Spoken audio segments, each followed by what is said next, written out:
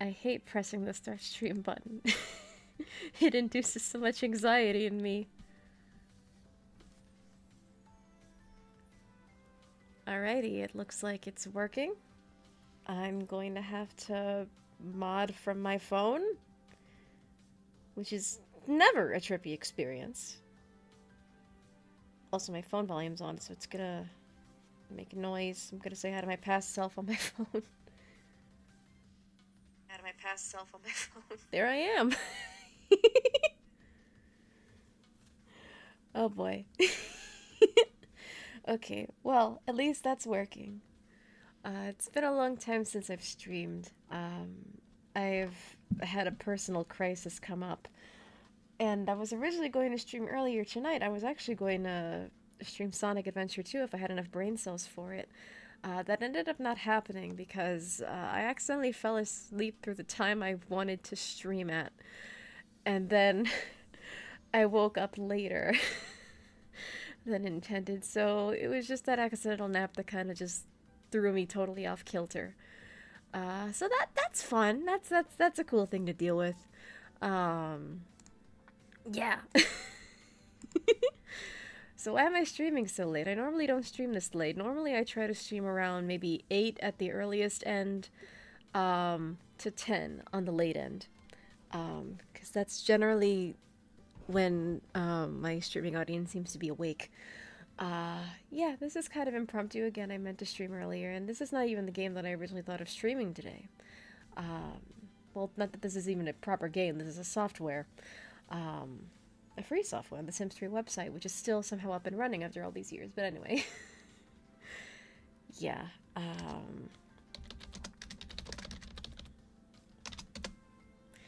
anyway, yeah. So, it's a little bit impromptu, but I was just kind of like, you know what? I'm bored, I'm lonely, I want to stream and I want to get back into streaming. I haven't done that in a while, unfortunately, because of my own little personal crisis that I've been dealing with. Um, so yeah, that's been fun to deal with, and I'm like, you know what? I want to stream. I think I'm just gonna do it. And you know what inspired me? I got a recommendation while I was just listening to music of a streamer that was streaming a game. They had like 2 viewers on YouTube, and I'm like, you know what? Maybe that could be me. And then that gave me the confidence to stream myself. Yeah. So normally I don't stream this late period. It's gonna be 1 in the morning. The latest I've ever streamed is 12. But yeah, I was just bored. And I also just wanted to test this out because I do want to stream The Sims proper. The Sims 3, I should say. I want to stream The Sims 3 properly at some point, but my Sims 3 game is so polluted with mods that I have inflicted upon myself. Because, like, every issue that I've ever had with the game was solvable through mods. That I was just like, you know what? Sure, mod me up, baby. Yeah, but because I have so many mods now, the game gets a little bit funky. And sometimes when I'm just playing the game for fun, sometimes it crashes. So that's fun. Yeah, so I want to get my Sims 3 game more stable before I actually try streaming the actual factual game. But I was like, you know what? I've been messing around with the Creator World software since I was a child. I like the Creator World software. So maybe I could stream some CAW. Maybe I could stream some CAW making. That'd be pretty cool. Um, yeah. So you might be wondering if you are not a simmer or like a fan of The Sims like myself. Um, you might be wondering, what is CAW? What is capital C, capital A, capital W? What is Sims 3 CAW? Well, it stands for Create a World. The Sims 3 Create a World is an additional software that I think came out around the time World Adventures was originally released as an expansion pack for The Sims 3. And it is meant to be a companion software that allows you to make your own towns, or as they were called in The Sims 3's lifespan, worlds. Um, yeah. So they allow you to make your own towns and worlds, and you can go as ham with it as you want. something that I've discovered that I've got now that I've gotten back into The Sims 3 as an adult is that people get so ambitious and crazy with The Sims 3 creator world that all I can do is applaud, because these people are nuts and they just have a devotion to sparkle motion that I do not have the knowledge to be at. Oh, my chat. Gary's saying hi. And I Fairy Lover saying it's 1 in the morning for me, so only popping in to say hi and good night. Good night. I meant to stream earlier. This isn't even this thing that I wanted to stream originally, but yeah, I felt the urge. And also, this is kind of a test stream. Kind of like the first time I ever streamed. This is functionally a test to see if the software runs without crashing, to see if this software even runs on OBS, because it is a pretty old piece of software. But hey, if it runs, and let's see what we can make with it. Yeah. But I was just saying, yeah. So, Create a World allows you to make your own towns. And The Sims 3, well, The Sims in general just has such an amazing and supportive modding community. Like, even if you don't own the game on any specific platform, like, even if you don't own the game on Origin or Steam, you can just pop your head into those forums and be like, hi, I have the game, I need help, and someone will help you. And a lot of Simmers are just some of the kindest people you will ever meet. Yeah. And yeah, people get so ambitious with Create a World. I recently discovered, while trying to look for references for the little worlds that I'm trying to create myself on Tumblr, I discovered someone made a world in Create a World that is a functional cruise ship. It's a functional cruise ship. I don't know how they did it. They clearly have a devotion to sparkle motion that I do not have the knowledge or power to achieve myself.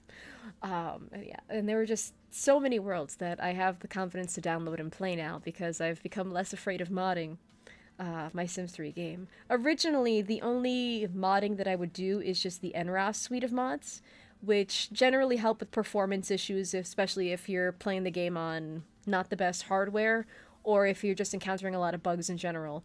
And the NRAS suite will also help you manage your game in general, so that way, you know. The Sims 3, I will say, I've always said this about The Sims 3. The Sims 3 is flawed, but it's peak in terms of Sims games. Because it tried to be a little bit too ambitious for the systems that it was supposed to run on at the time. Like, originally you could have gotten away with playing The Sims 3 on a Windows XP. That's how old the game is. It's going to be 20 years old in 5 years. Yeah, so it was a little bit too ambitious for its time, but if you get help through mods, and on modern systems, it actually runs better than it did back then. Yeah, it's wonderful. So I've gotten a little bit more brave with modding. I used to actually be afraid of Mod The Sims because I've gotten viruses on there in the past on much older computers that I've owned in the past, but I think it was just a mix of maybe malvertising or just the systems that I had in the past. The old computer that I used to run The Sims 3 on originally caught so many viruses. So many viruses in the past. That thing had to be wiped and checked and cleaned so many times. And then, how did it die? The battery exploded. The battery literally exploded. So yeah, it's just amazing what the Sims community can do. So yeah, Sims 3 is flawed, but it is peak. And the Create a World software is definitely part of why it's flawed, but it's peak. Because you can make your own worlds. And it's awesome. I used to mess around with the software so much, but I never really published any worlds publicly. The worlds that I did publish, I just managed to keep to myself, but they are unfortunately lost to time. So I was like, you know what? I'm gonna try recreating what I made before, but better. Because now I have the technology. So yeah, that's pretty cool. Yeah. But yeah, it's still surreal, like, streaming this late. I didn't intend to. It just kind of, things just kind of fell into place. I had a little bit more confidence just kind of building up within me. Originally I was like, you know, it's so late, no one's gonna watch. I should just not. And then I got a little bit of confidence. So it's like, you know what, I'm gonna do it. Just for the sake of doing it. But yeah, I also forgot to promote myself on the social medias, as it were, because it is so late. Because I don't have very many brain cells in my head.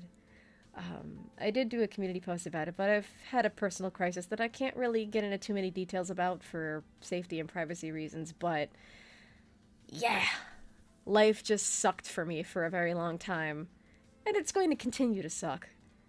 But I mean, streaming is a very healthy outlet for me, so it's like, you know what? I'm just gonna do it. I gotta do the thing. And if anything, like going through a personal crisis of any kind makes you just realize who your friends are, what resources you have at your disposal, and also kind of like makes you realize like, okay, well, what are my actual goals? Let me reaffirm the goals that I had before, or let me see how I can change my goals.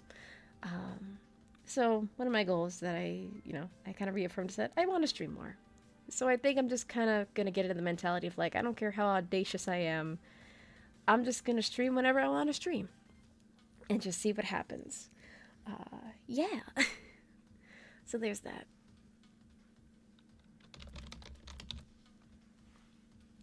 But yeah, normally I don't stream so late. I'm sorry I keep saying that. It's just weird. I guess I'm still not used to daylight savings. Yeah, my sense of time in the winter is just ridiculous. Like, all sense of time just goes out the window because it's like, it's 4 p.m. and it's like 9 o'clock levels of dark. It's like, oh, okay. I guess I'll just go in my little hidey hole then.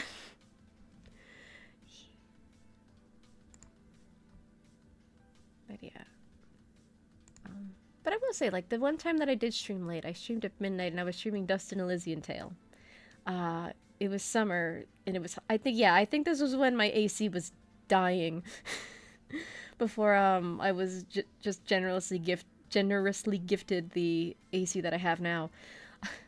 And it was hot, and it was disgusting, and I couldn't stand it, and I streamed at midnight, and there's just kind of a different crowd sometimes, depending on the time you stream, like, yeah, so I guess it's also kind of an experiment in that, like, let's see what crowds come to the stream, because, that one does stream. I actually got a really good game recommendation by a chat member by the name of Robocroy, and I actually ended up getting that game, because it was on sale on Steam, and it was like, you know what, I'm going to stream this one day.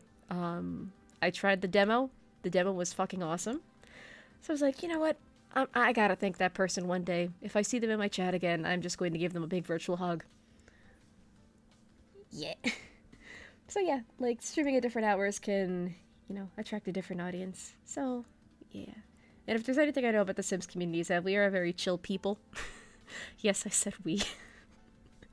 I've been a simmer for so long, I just had, like, no social media presence, so...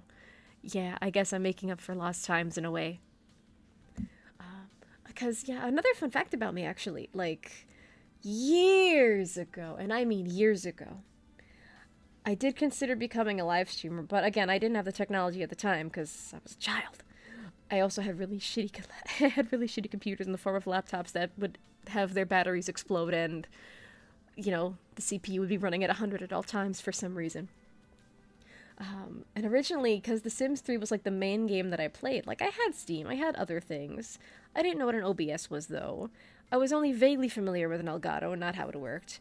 So I thought to myself, like, it'd be really cool to do, like, Sims Let's Plays and, like, Sims streaming. Because another fun thing about The Sims 3 is that it actually had an in-game recording feature, so you could record footage of your actual game, and it was a good way to make machinima and do, like, very informal Let's Plays if you didn't have, like, other kinds of streaming and recording software. So I considered that for a while, and I think I actually tried doing it, but I never posted them up anywhere. So yeah, there's that.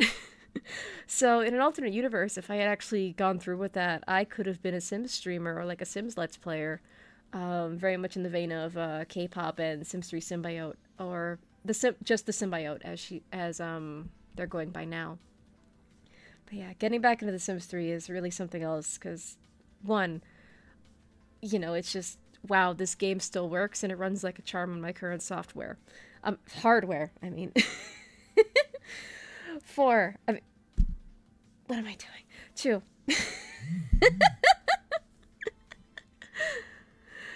1, it runs better. 2, I've gotten less afraid of mods. So now my game runs even better. and gameplay is tweaked to where it's not as dumb as it used to be. Because there are some things in just the vanilla Sims 3 experience, expansion packs or not, that make no sense. That really should have just been patched into the game or just included on the first try. But, you know, it's EA. EA is definitely EA. Yeah.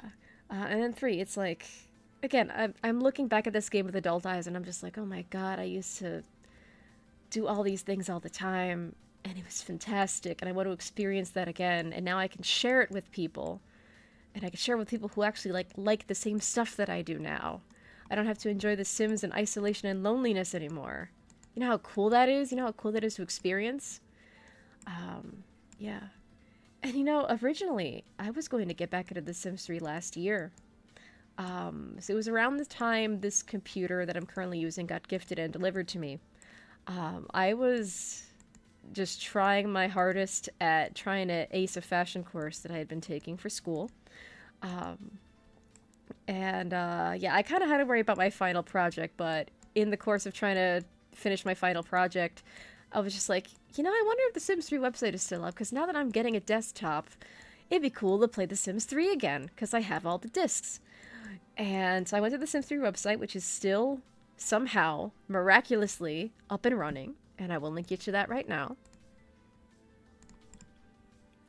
It's a little bit buggy, though. It keeps logging me in and out. And the exchange is a little bit iffy, but the exchange has always been iffy. And the site seems to go down for maintenance every now and again. But yeah, the site, it's still up and running. And it's been years. Like, I remember when The Sims 4 was coming out there, everyone was kind of in panic mode where it's like, oh my god, is the Sims 3 store gonna close? Is the Sims 3, is the Sims 3 website just gonna go kablooey and just die? Yeah. But no, surprisingly, it's still up. And the game originally came out in 2009, and I don't know how... I didn't play the game from 2009 onward. I got into the game much later. But yeah, I don't know when the store opened up, but it's just been open for years. I thought it would have closed years ago.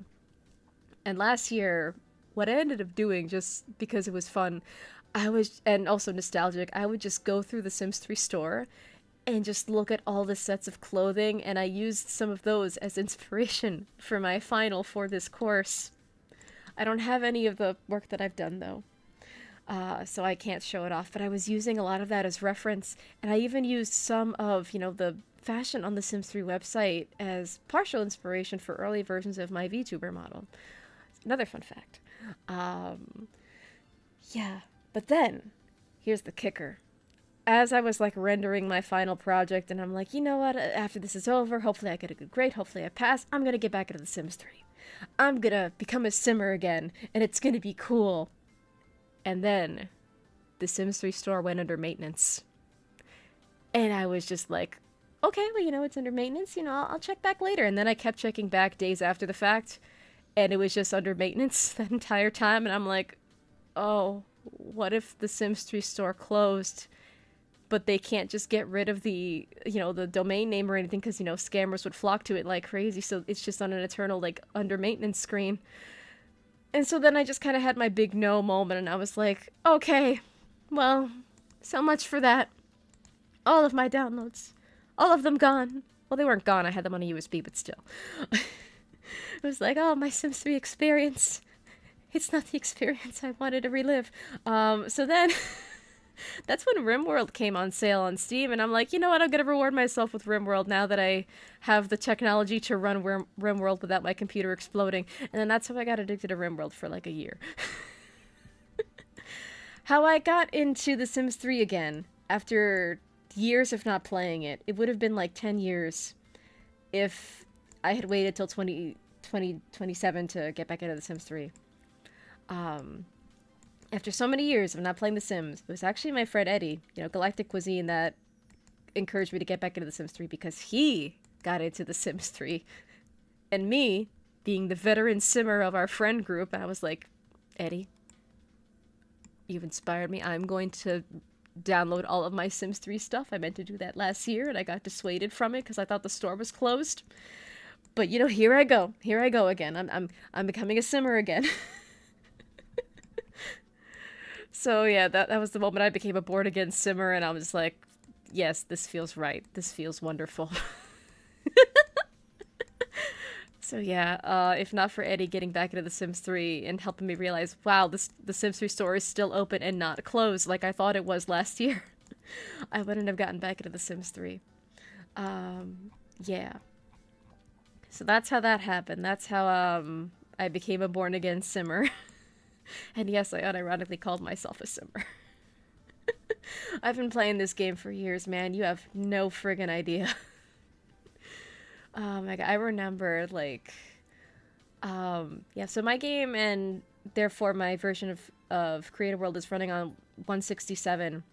There's also 169 if your Sims 3 game is running off of Origin, like if you have the Origin download version of the game. And 170 is exclusively for Mac users. I didn't even know there was 170, but yeah, it's Mac exclusive, that's why I don't know about it.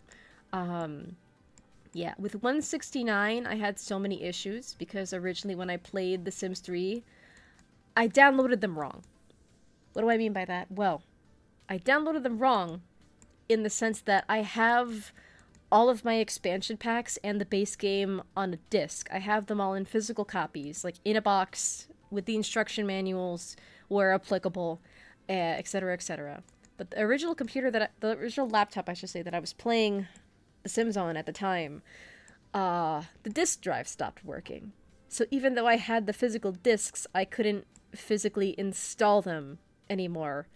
So I had to kind of finagle my game to work because half of my expansion packs and the base game were installed physically through the disc, and then I had to install the rest through Origin.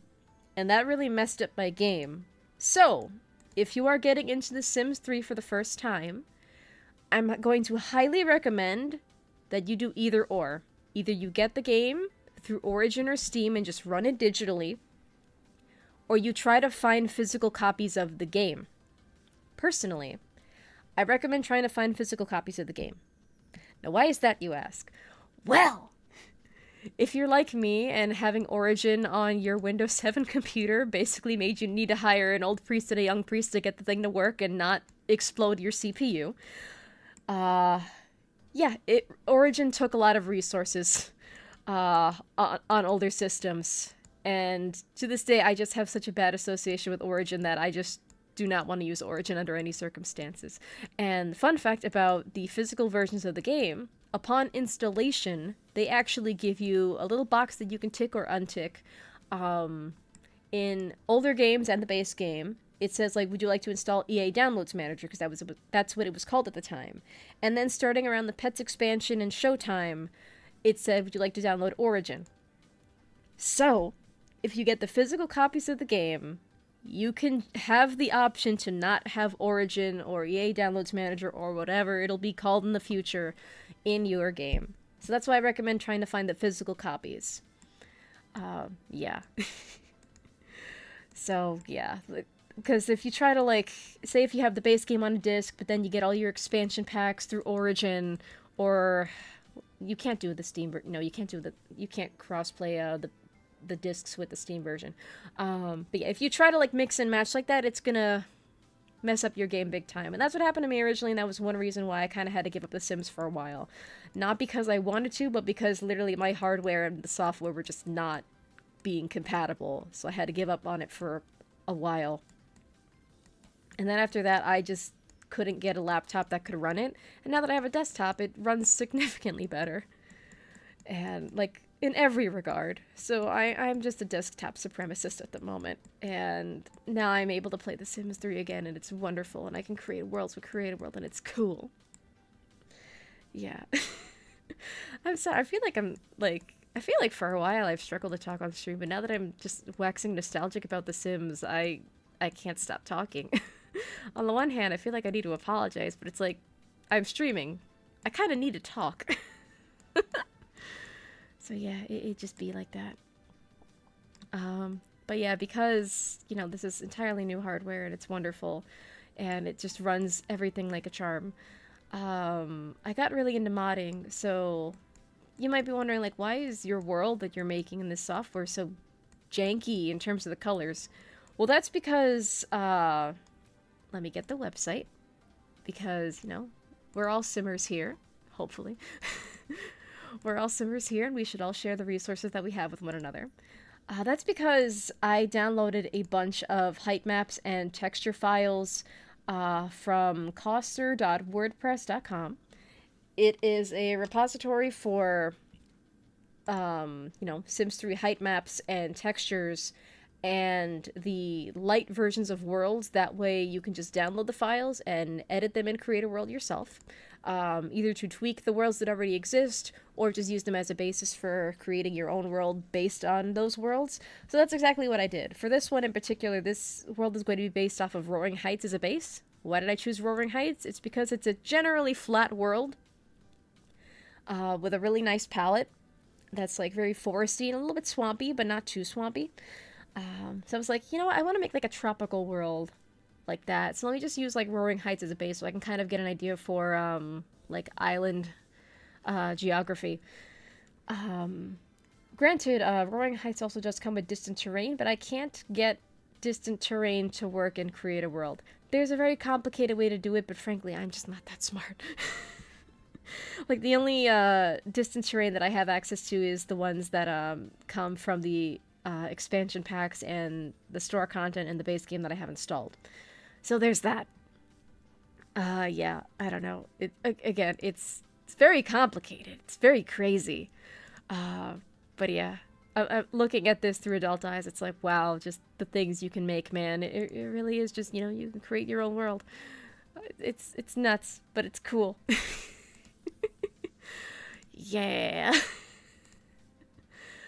Oh, I forgot to promote the stream on Tumblr. That's, oh, I got the wrong link. I need to promote myself. I can't just post the coster.wordpress without context on the Tumblrs. Yeah, I'm so giddy. Yeah, honestly, this is like the most chipper I've been in a while. The personal crisis that I can't really talk about much, or I had to be very vague about, took a lot out of me.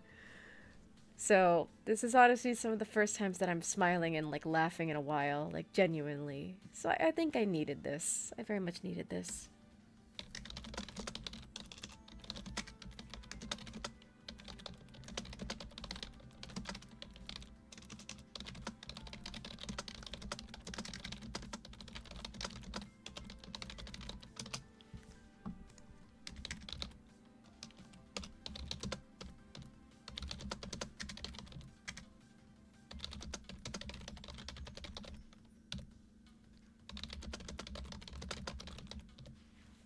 Yeah, sorry I'm like typing and doing all the social media crap during stream.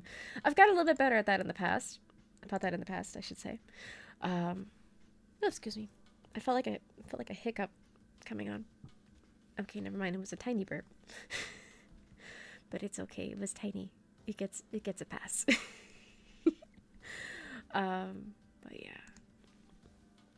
I got a little bit better about that, but I was like, you know what? It's late. I don't even know how long I'm gonna last.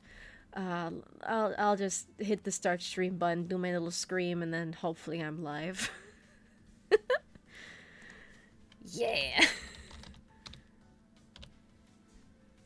So yeah, I'm doing the social media promotions during stream. But yeah. I don't know. Yeah, part of another reason I wanted to stream, or at least test the idea of streaming this late, is because my sleep has just been absolute garbage as a result of my personal crisis. It's gotten so bad that I'm sleeping at around like maybe 7 a.m. to 9 a.m. And I don't mean to do that, it just kind of keeps happening, and then I accidentally keep taking naps. So I was like, you know, maybe if I stream at night, it'll exhaust me enough, socially speaking, that I'll just get knocked out and go to sleep. Yeah. Only one way to find that out, huh?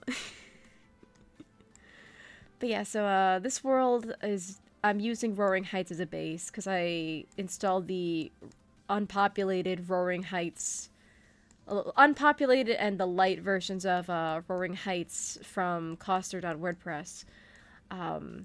And yeah.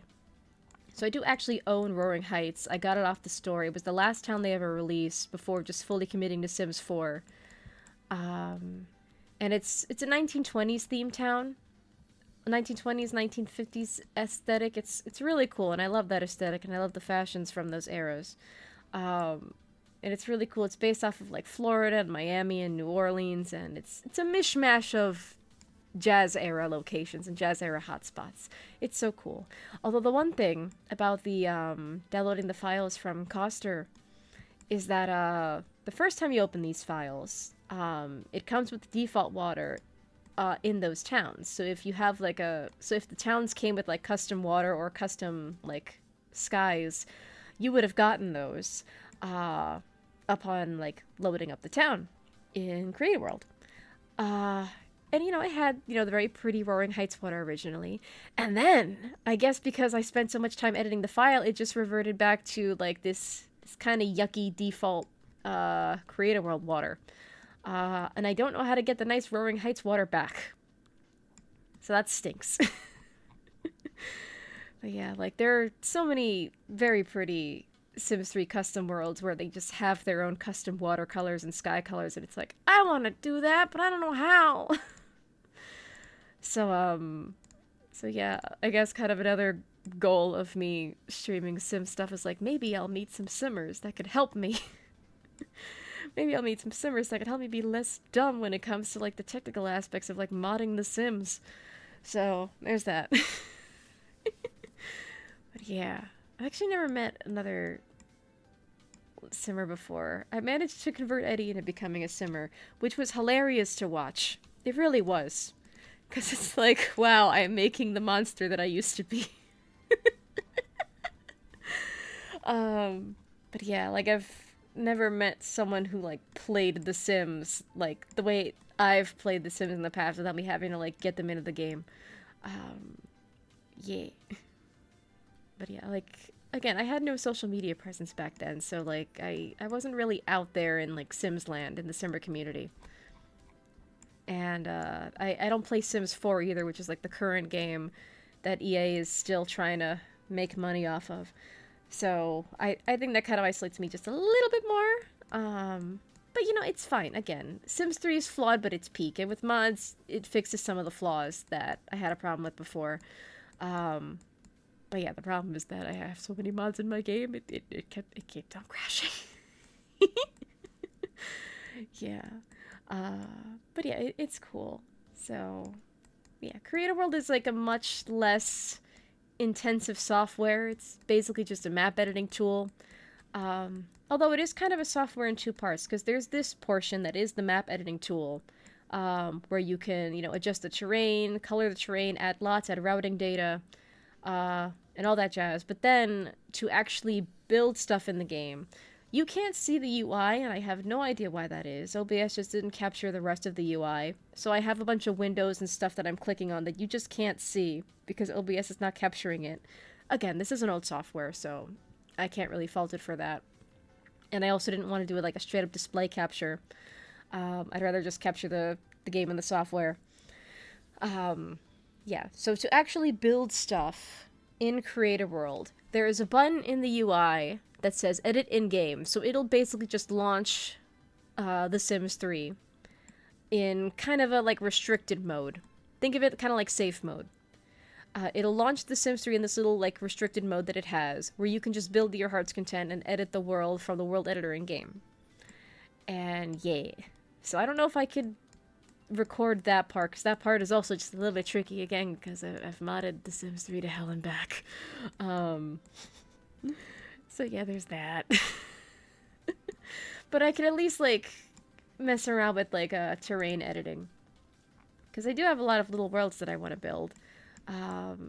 Because on the one hand, it's me recapturing my childhood, and two, it's like, okay, well, now that I'm an adult and I lost all my original worlds that I created as a child, it'd be nice to recreate them in style, with the knowledge that I know now too. Like, did you know when it comes to the routing data in Creative World, there's actually a lot that you have to do besides just putting down the terrain paint that makes your eyes want to bleed? I didn't know that. And that's probably why my old worlds were just kind of glitchy and just awful in terms of the routing data. Although one thing that I wish was a thing, maybe there's a mod for it, or maybe it's in Coster's version of the Creator World software, where to get rid of all, if you're working with a pre-build, if you're working with a pre-made world, you're gonna have a lot of this leftover routing data from that original world.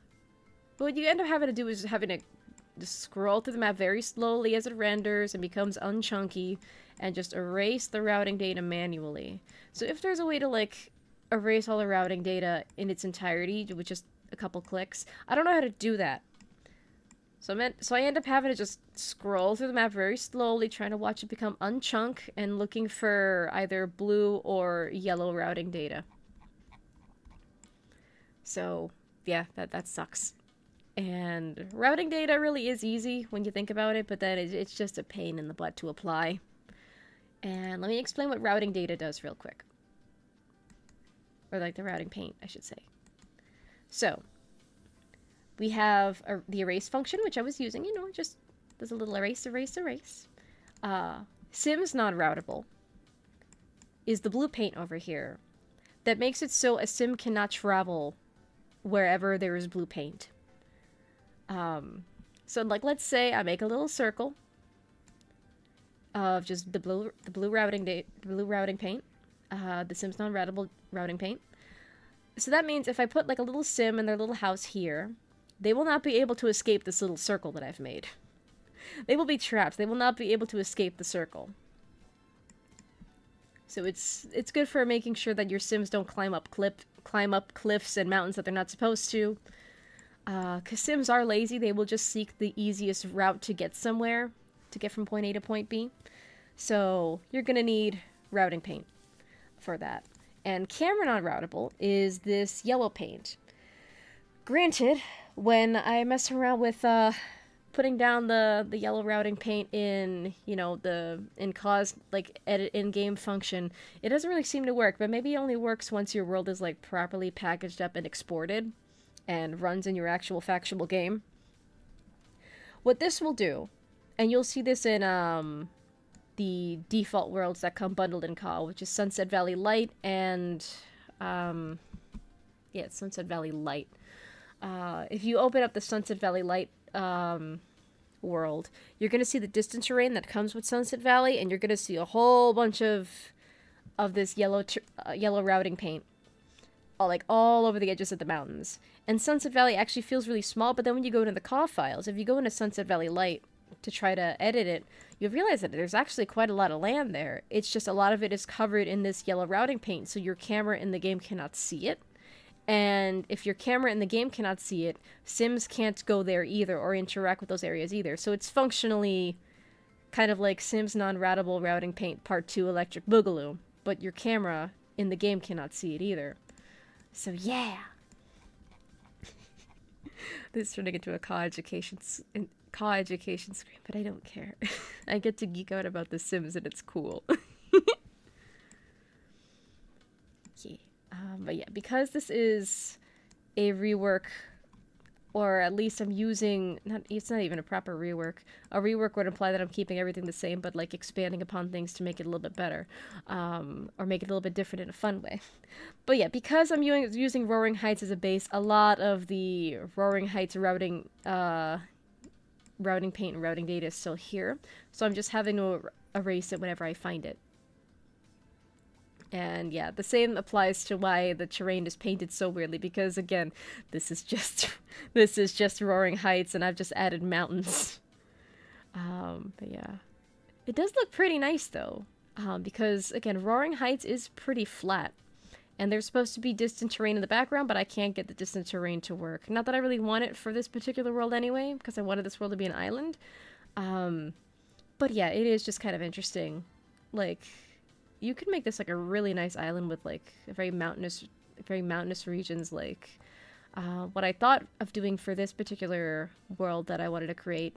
And another reason why I'm using Roaring Heights as base, because I kind of wanted to create like a little Sims Puerto Rico. Because Puerto Rico, like you have the main city of San Juan, but then you have like all these jungles, and Every person I've talked to about Puerto Rican tourism is like, yeah, just go to San Juan, or just like, if you know someone that lives out further, then just trust them. But you don't want to go to certain areas because it'll be bad for you. You're not going to have a good time. And then there's also just a lot of jungles. And yeah. So I was just like, huh, that's really interesting. I wonder if I could, like, make kind of like a little island based off of that concept where it's like you have like a main city hub and maybe some towns on the maybe some like sub towns and houses and burbs on the outskirts, and then you just have like jungle in the back. And Roaring Heights had a pretty good palette for that. Because if you download the Coster files, it'll come with all the textures like included. So that's basically what I've just done here. So it'll come with all the the terrain paint you need. So, rock, long grass, sand 1, another long grass, that kind of thing. And then this nice water texture for water that's supposed to be knee deep. Again, also, you can't see the UI, because the UI is just not visible when trying to capture this game through OBS. But each terrain paint has a sound effect associated with it. So, like this grass over here, it's assigned the sound long grass, so when your sim steps on it, it'll sound as if they're walking through long grass, even if it's just a flat texture. If they're stepping into this blue water, in this blue water texture, it is assigned the sound water knee deep, so it'll sound like they're going through knee deep water. So yeah, that's really cool. And then if you have Island Paradise, I imagine you're just gonna, if you go in deep water, it's just gonna have like deep water sound effects. So like this water over here. So like, let's raise the water level a little bit. So if you go into like this nice deep water that you can't see under, that's probably gonna have its own sound effect, that it's not gonna be affected by terrain paint sounds. I'm glad I streamed. I was afraid of it, but now I'm glad I did. Because now I just get to talk about The Sims.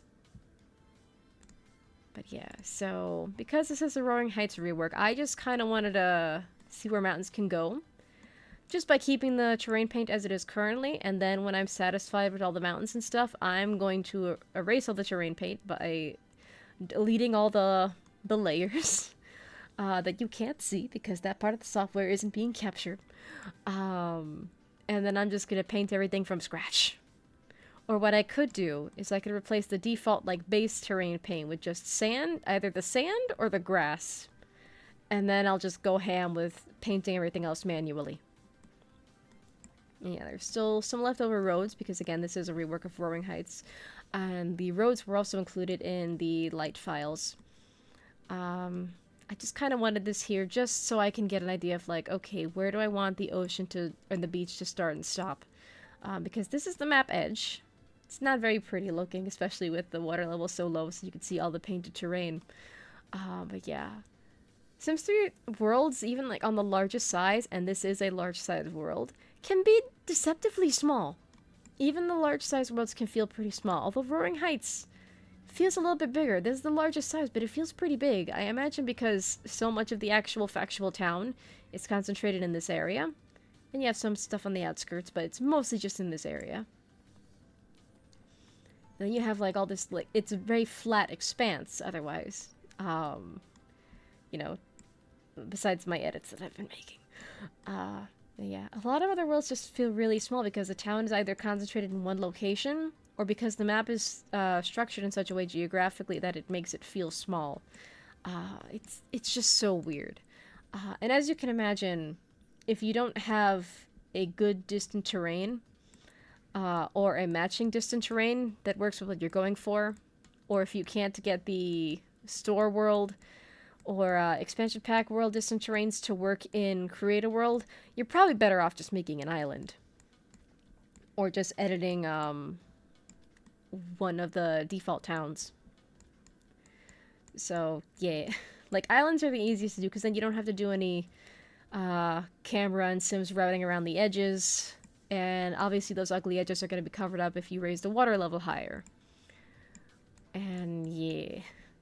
But like, to make a world that is supposed to be like on a mainland, for example, it's going to be a lot more difficult because you do have to just match stuff up with the edges. And it's basically going to put you in a bit of a box, especially depending on the terrain. If the distant terrain is like supposed to give the illusion of an island, or if it's supposed to give the illusion of like a mainland, or like something that's inland without any oceans. And then the Sims 3 University distant terrain has it be like a lake. You basically are stuck in a little inland location where it has a lake in the distance. So it has like that closed off little piece of like water, but then everything else is just very mountainous and all that.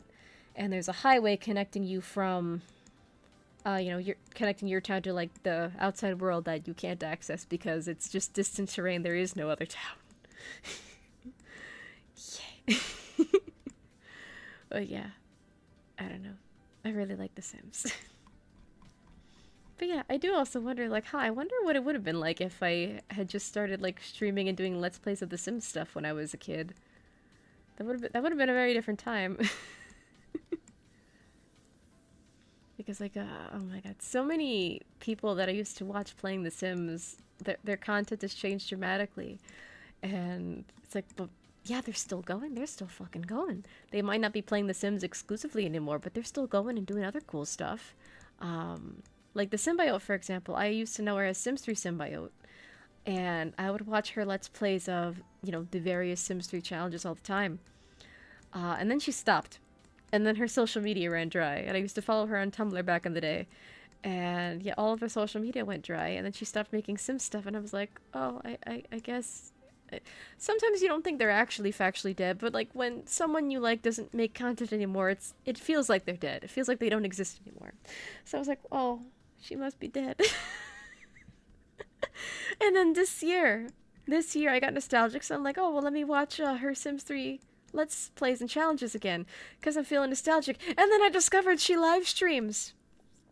And then I poked my head into her chat and she was playing Fields of Mistra.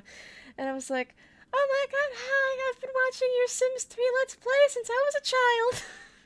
And I go back to them every now and again looking for inspiration. And she noticed me. She noticed me and she read my message. It was so cool. And yeah. But yeah, it's also just, oh my god. One, she's still alive. Two, she still makes content. And also she's doing well. That's so cool. Yeah. And that's also just kind of the funny thing about The Sims 3, too. Because, like, Simmers are surprisingly resilient people. Where if they're not playing The Sims, they're playing some other game. They're modding some other game. They're still poking their heads into the Sims 3 forums and communities that aren't affiliated with EA directly and helping people out. Or giving people advice. Or giving people resources that they might need. And all that. And you see, and like, especially if you were on the Sims 3 site like I was back in the day, you see kind of like the same usernames floating around. And it's like you start recognizing those people. And it's cool. It's just a very cool feeling. Yeah. So it's like, I wonder if I would have gotten to that level if I had become a simmer back in the day. Yeah. It's just really cool to think about. Yeah, I don't know. In streaming so late, it's kind of like, I actually feel pretty relaxed. So maybe this was a good idea after all. And there's a reason why I called this, CAW and chill. It's because, one, I didn't really have a lot of plans. I didn't think I would last this long, and it's only been, like, how long? It's only been 48 minutes, according to my phone, because I have to mod things to my phone. Yeah. I didn't think I would last this long. I thought I would just be up here for like 10 minutes and be like, hi, it works? Okay, cool, bye. But yeah, it's been pretty rough lately. So maybe streaming at night a little bit will help me sleep a little bit better at night and help relax my brain. But also, streaming has been a nice outlet. Streaming has been one of my few saving graces that I've had this year, where I haven't been able to stream as often as I would have liked to, but hey, at least I've been streaming, period. Like, I haven't given up on myself in that regard. Yay. And then I thought to myself, like, I'm kind of enjoying just being in indie at the moment. I didn't start streaming with the intention of getting into a corpo, or like a VTuber group or anything like that. If anything, it'd kind of be cool to start my own VTuber group, and I could become a VTuber mom by drawing other people's models for them, provided they like being a PNG tuber like myself. That's besides the point. But it, like, my little personal crisis kind of did make me like, okay, you know what? I do want to stream more. I do want to do this. I do want to do that. And then if I end up in a corpo, that could be pretty advantageous for stuff related to my little personal crisis. Um, and, that could be pretty cool depending on the corpo that I get into or whichever corpo wants me. I have a couple in mind that I think I could theoretically be a good fit for.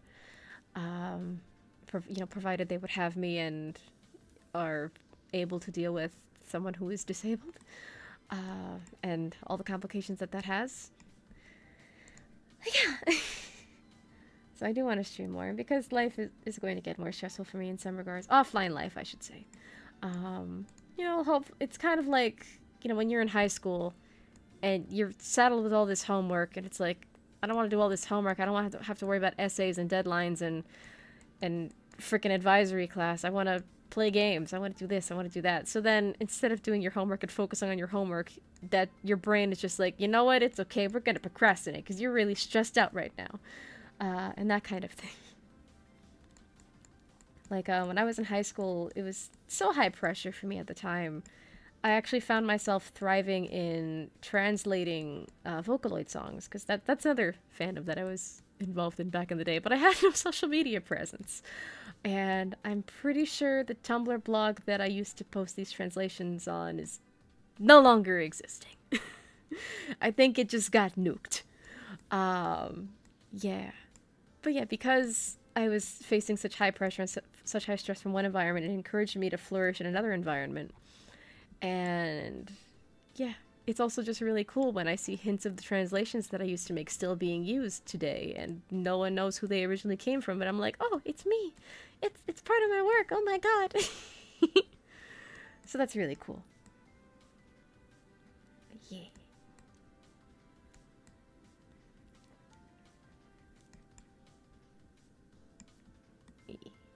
Sorry, I zoned out for a little bit because I was listening to the music. It's probably pretty low. I don't really know how low it is, per se.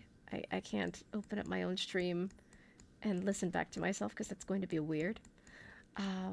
But yeah, the Sims 3 Creator World doesn't come with any native music, and a lot of Sims 3 music is just popular, actual, real-life songs sung in Simlish.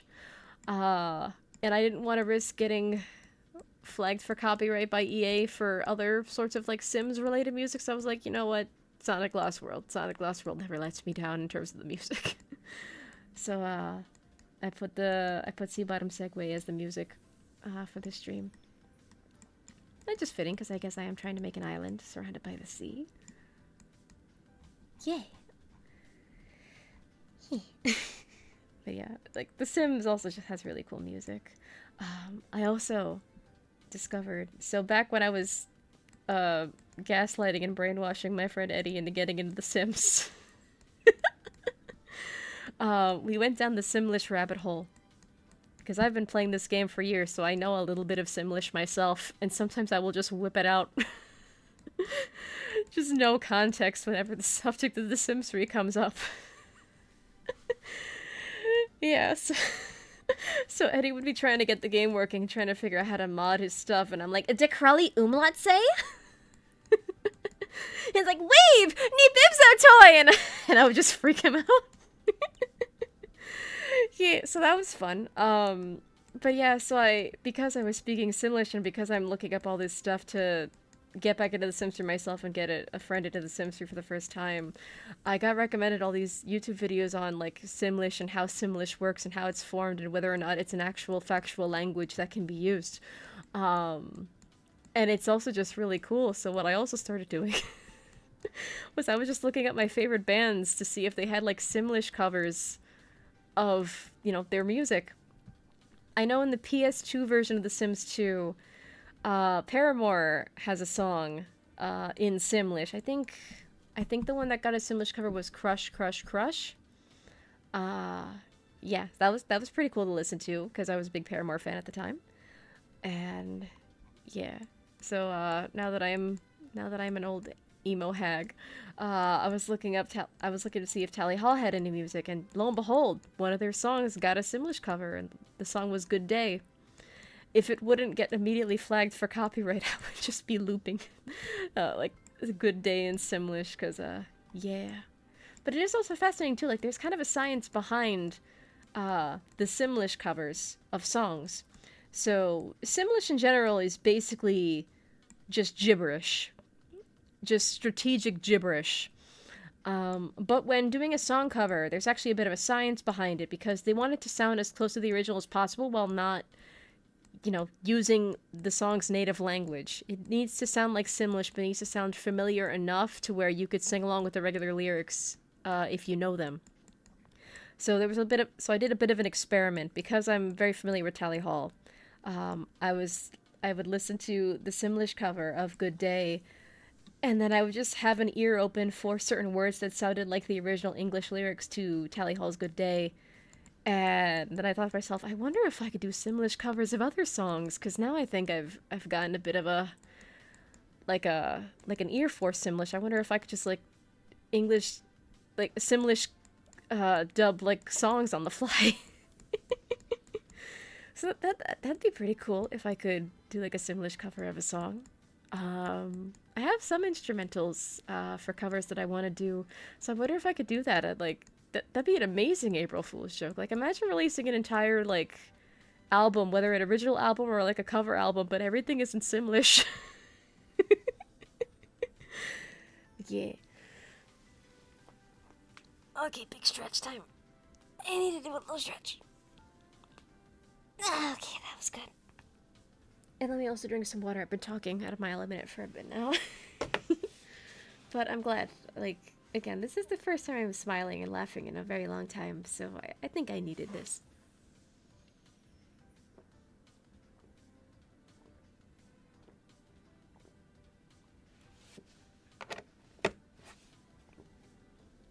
And that was some nice water. Yeah, let's see. Yeah.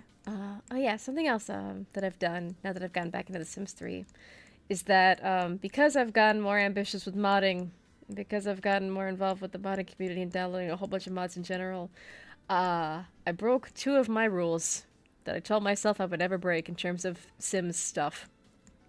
One, I was always against getting the Pets expansion pack.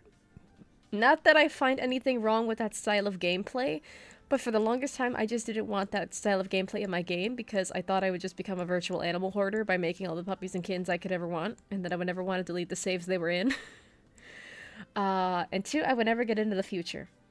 Because it's just not my playstyle in general, and I didn't really care for the time travel gimmick. I broke one of those rules this year. I got the Sims 3 pets for the first time. Why did I get the Sims 3 pets? After years of saying, oh, I'm never gonna get the Sims 3 pets, I'm never gonna get it, it's not my playstyle, I don't trust myself. Well, the reason I ended up getting the Sims 3 pets is to keep up with modding, because I will say one flaw or oversight about the Sims 3 modding community is that sometimes people just make mods with like all the expansion packs, and sometimes it sucks when you want to download those mods, or those mods can really save your game, but it requires an expansion pack that you don't have. So I got the Sims 3 pets to keep up with particular mods that I wanted to use. Yeah, and by some miracle, I managed to get a copy of the Sims 3 pets in the box, new, still wrapped in the plastic, and I also got the Pet Shop download, which I think was supposed to come with the deluxe edition of Pets when it first came out, but no, like, I checked my Sims 3 account, and it's like, oh yeah, you got the Pet Shop too, here you go, here's the download for it, and I'm like, wow! So either I got like a stealth deluxe version, or they just gave up on it and they were like, screw it, it's so many years late into the Sims 3's lifestyle, here, have the pet store. But yeah, it was completely new in box, and I was very impressed, like, wow, I can't believe I got like a copy of Pets in this day and age, like, freaking new, man. So, yeah, I have pets now. But what I'm going to do is I'm not going to mess around with the cats and dogs of that game because, again, I love animals. I love cats and dogs. I especially love cats. Anyone who knows the current version of myself knows that I freaking love cats. I have two of them right now. They drive me nuts, but they are my world. And I also had a dog at one point. God rest her soul. She was a wonderful dog. Um, but yeah, like especially after having lost pets in my life and having these little furry munchkins now, I thought I wouldn't be able to trust myself with having the pets expansion because then I would just try to keep them immortal that way. It turns out I'm not as crazy as I thought I was. I haven't done that yet. Um, and honestly, I don't really want to because that's just gonna make me sad. Um, but also, the other thing about pets is that one major critique is that because of the way the pets spawn and some of their routing, it can cause lag in your game. So if I were to stream The Sims 3 Pets at some point, or like do a pet centric playthrough, I'm actually going to turn off spawning pets, which should affect cats and dogs' ability to spawn naturally in the game, and I'm just going to focus on horses. Why specifically horses? Well, one, I can't have a horse in real life. So I think that just puts enough distance between me and the pets where I won't want to virtually hoard them. And I also thought to myself, like, oh, it'd be kind of fun to be like a horse breeder in the game, and just have like a little horse breeder challenge or whatever. So maybe I can do that. Maybe that'll be fun, because taking advantage of the pet that I can't have in real life in a virtual space, that'd be pretty cool. That's gonna be new for me, because I already have cats that I deal with in real life. I had a dog at one point, and that was pretty cool. So yeah, I don't trust myself with cats and dogs in the pets expansion. I'm just going to do horses because it's all I trust myself with. And then in terms of into the future, so here's the thing. So I was trolling Amazon pages and I'm like, okay, let me look at all the expansion packs and stuff packs and just kind of wax nostalgic over it, see how much they go for now, try to remember how much I spent on them back then at my peak. When you could still get games like newly printed and all that.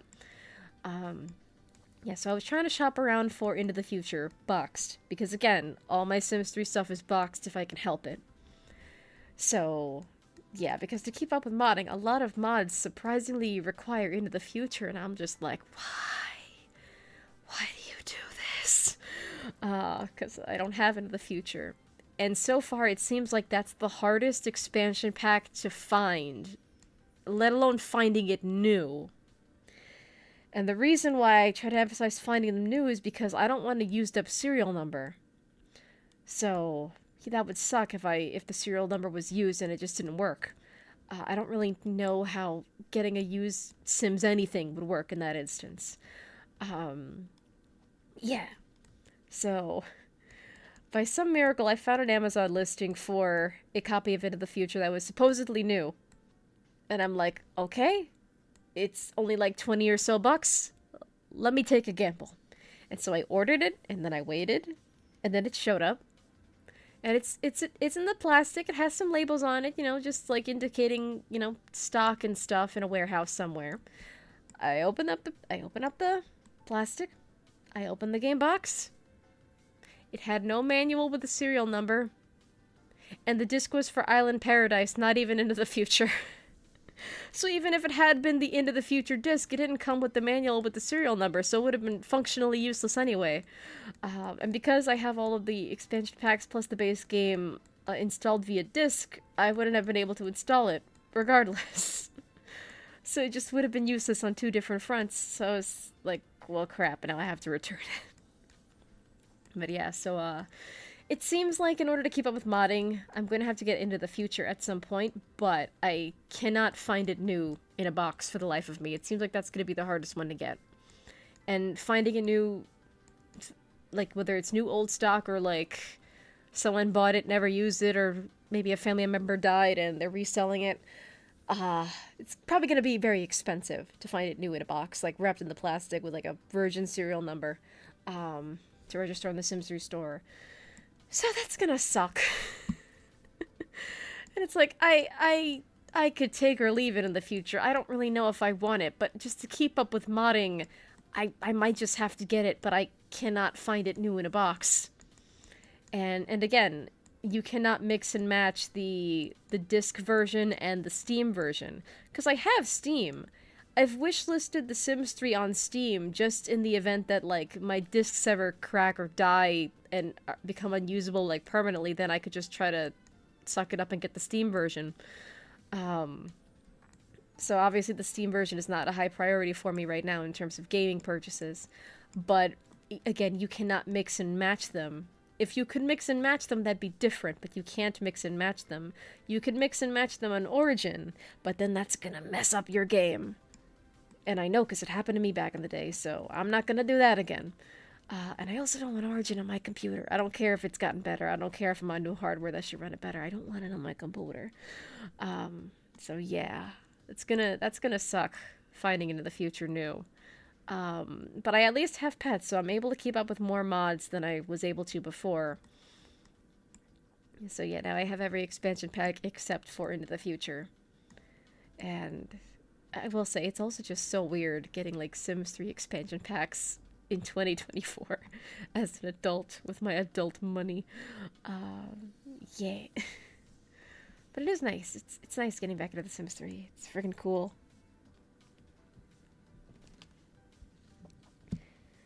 Oh, a new person in my chat. Hello. I hope I'm pronouncing your name right. I always hope that I pronounce people's names right on the first try. Vixie Treat is asking, are you running this on a disc-based version of the game? I used to use CAW whenever I had it on Origin, but the EA app broke CAW. I was just on about that. So all my Sims 3 stuff is on a disc. I made it a point to get all the physical copies of, you know, everything that I could possibly get on a disc or in a box. At one point, the computer that I originally ran the game on the disk drive stopped working, so I did have to install half of my stuff through Origin, and yeah, I've experienced that. I've experienced the CAW breaking firsthand. It's tragic, and I hate it. So yeah, I'm on the 167 version with the game running on a disc.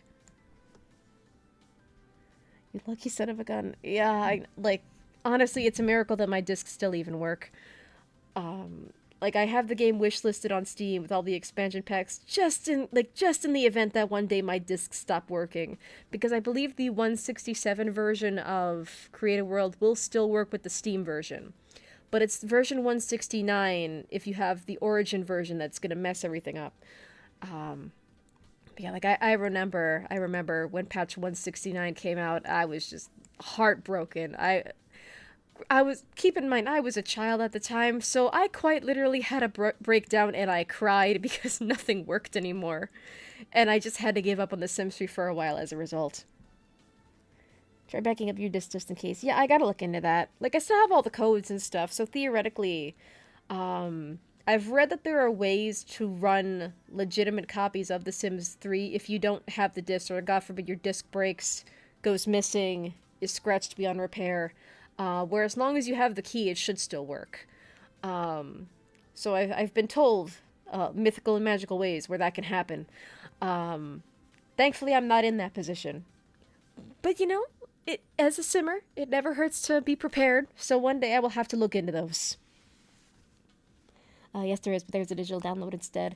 Yeah, there are also the digital versions of the game on Steam and on Origin. I'm not touching Origin again with a 10-foot pole if I can help it. So, you know, one day in the event that, like, my discs all die, I'll just get the Steam version if I can afford it.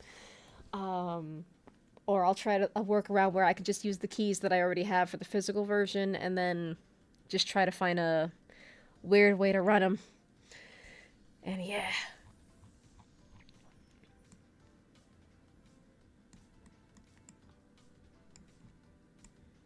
But yeah, it's The Sims. The Sims 3 is such a wonderful game. Like, it really is a shame that Sims 4 has been going on for like 10 years or so now.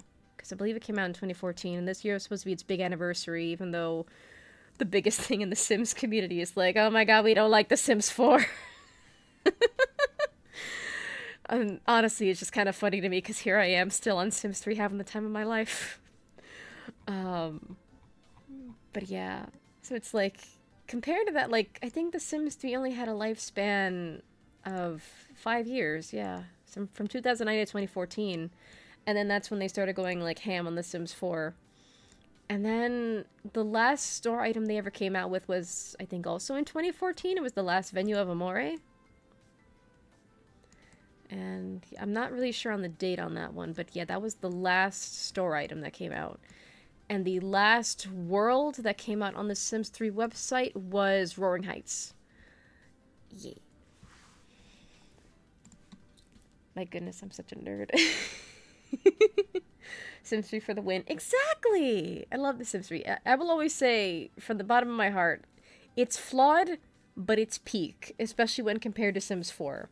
Because again, it's the Sims 4's 10-year anniversary.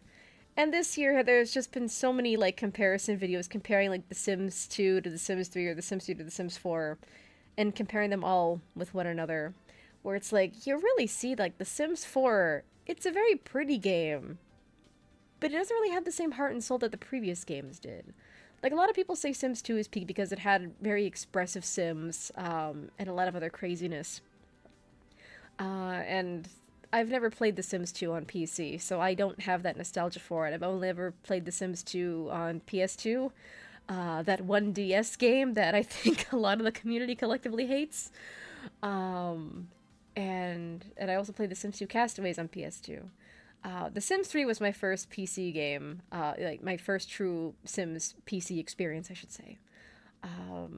Which you can imagine, coming off of The Sims 2 on PS2, it's like, huh, wait a minute, there's no fire code anymore? Oh my god, there's no fire code anymore. So, yeah. So that's why I have such nostalgia for The Sims 3.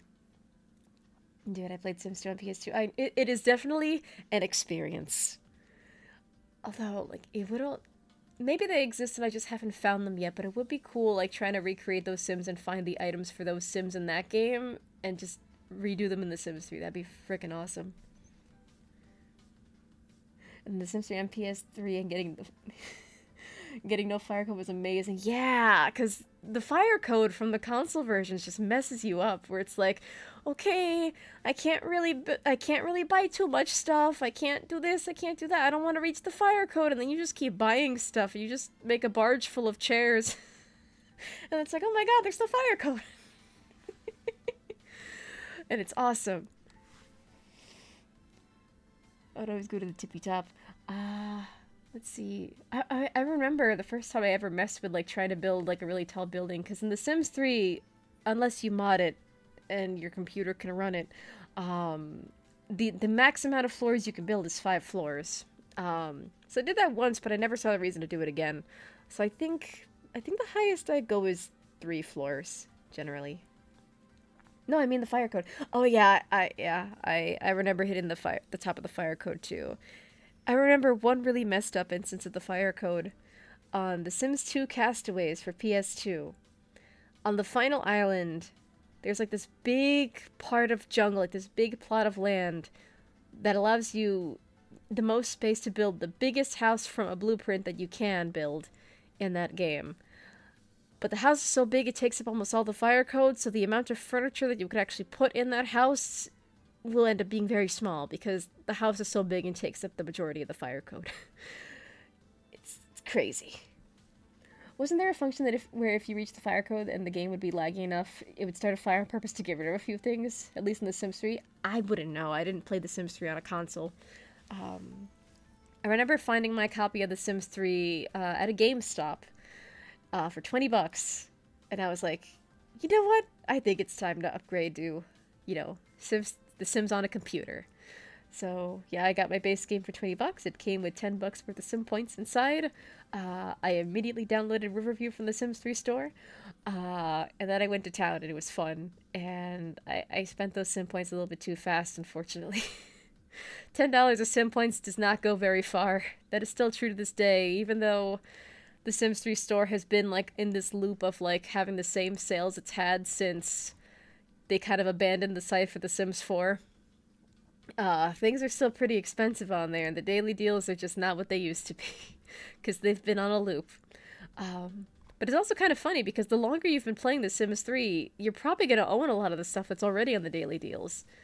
Like, that's something that every now and again I'll just check it for shits and giggles, just, you know, just kind of poke my head in, experience nostalgia. And I'm like, I already own that.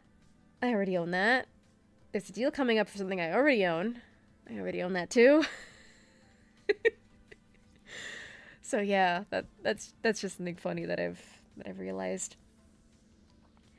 I started playing The Sims 3 on the console, the PS3. I played it so much I started experiencing corruption where limbs would stretch out. How do I buy safe? It still does it. I'm just no. Oh no. Oh, that sounds terrible. I've never played The Sims 3 on a console. So I don't have that experience, but I mean, I can only imagine console versions of games as ambitious as The Sims can only run successfully for so long. Like, I think that's why people have such nostalgia for My Sims, because it was much more limited. There wasn't as much customization, but at least with its specific graphical style and what it was specifically trying to go for, it worked for what it was and didn't really glitch out too much. And I'm glad that My Sims is coming back, because we're not getting Sims 5, and Project Renee is reneging. So, yeah.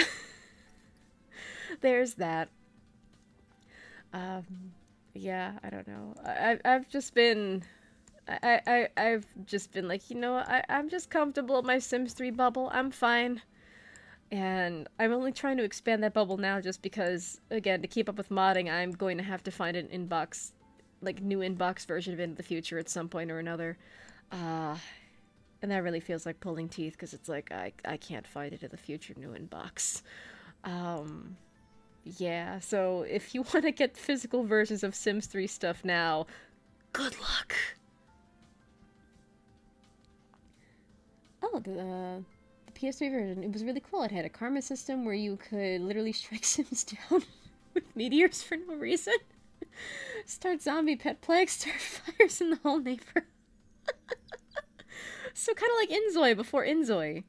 Because, like Inzoi, which is, that really hyper-realistic looking Sims competitor, made by, I think it's a Korean company, um, where you're not just playing as the Sim, you're technically supposed to be God, and you're supposed to earn karma through, like, making sure that your Inzoi, like, basically your Sim, does good things and is taken care of. Um, and then if you build up enough karma, you're supposed to do things that affect the world at large, which is a really cool concept. I will give it that. But also, just looking at Inzoi, I want to shield my computer. Like, just looking at Inzoi makes me think the computer's going to explode. So, like, even with my current computer, I don't think I'd ever be able to run Inzoi. I think that's just a little bit too high end. You're going to need, like, military grade computer power to run Inzoi. But I do like the idea of, like, kind of like having god powers like that. Because when you think about it, and I've said this so many times, and up until this year when I got a buddy of mine into The Sims for the first time, he didn't believe me. But the Sims in general, and especially the Sims games where you just go ham on the modding and making custom clothes and furniture and artwork and things like that, that has such an appeal to girls, because girls are socialized to, enjoy social based toys and like dollhouses. Like The Sims is basically like having a Barbie doll house, where you not only have the house, you have the world, you have the town, you have the dolls, and you can be both the dolls and the storyteller at the same time, and it's great.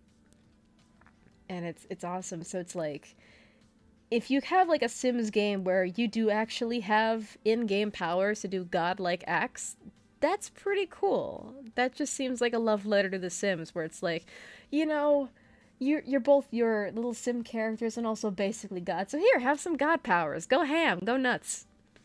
Because you can do crazy stuff like that in like Sim City, but they never really cross-pollinated features like that. Like, they've cross-pollinated like Sims features into Sim City, but they've never given us like Sim City level God powers in The Sims. It'd be really interesting to like have that.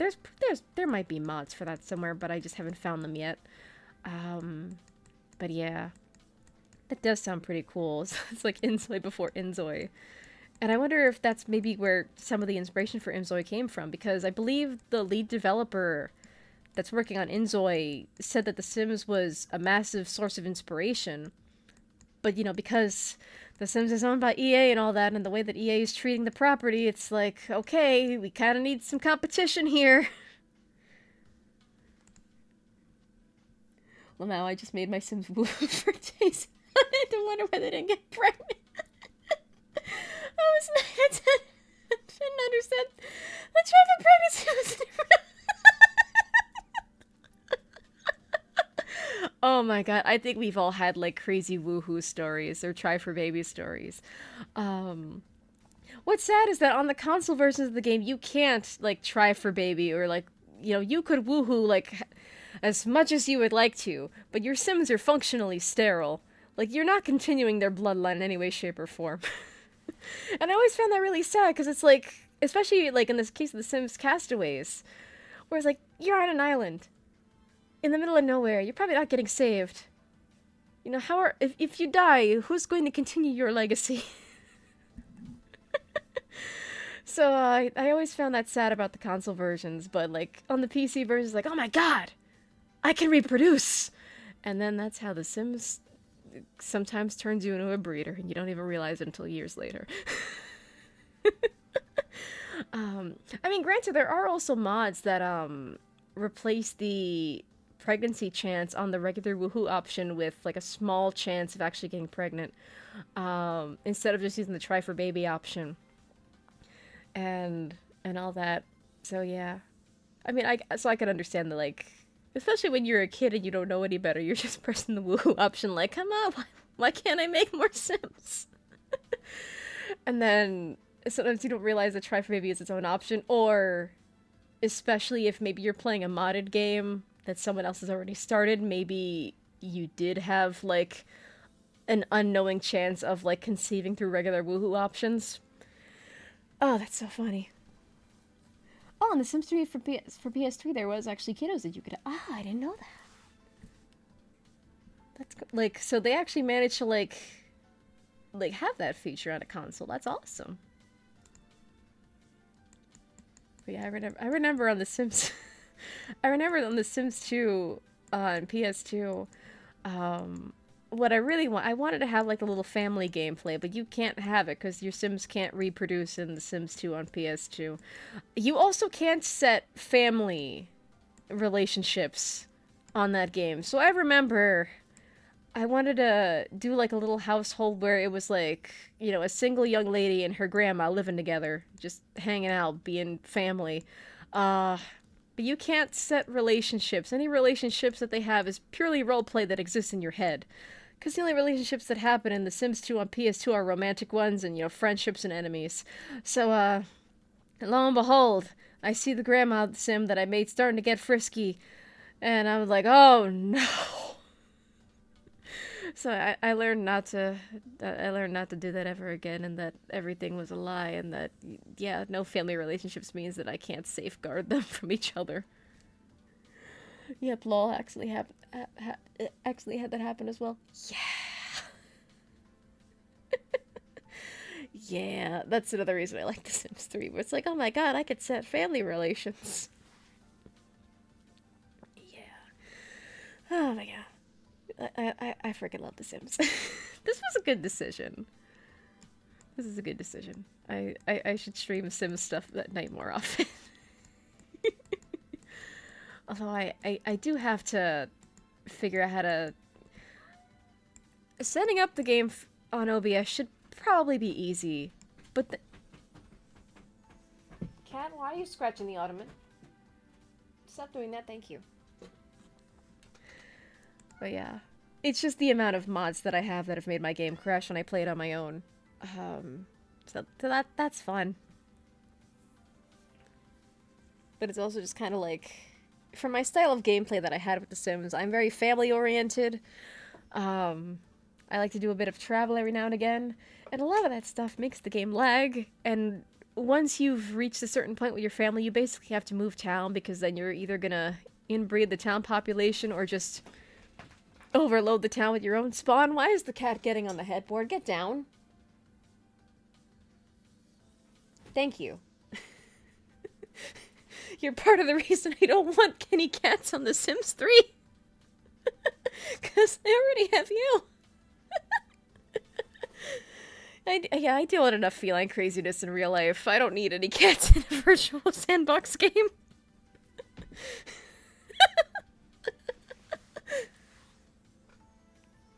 I mean, I'm assuming that you have all the basic mods to increase performance. Yeah, I have almost all of the NROS suite.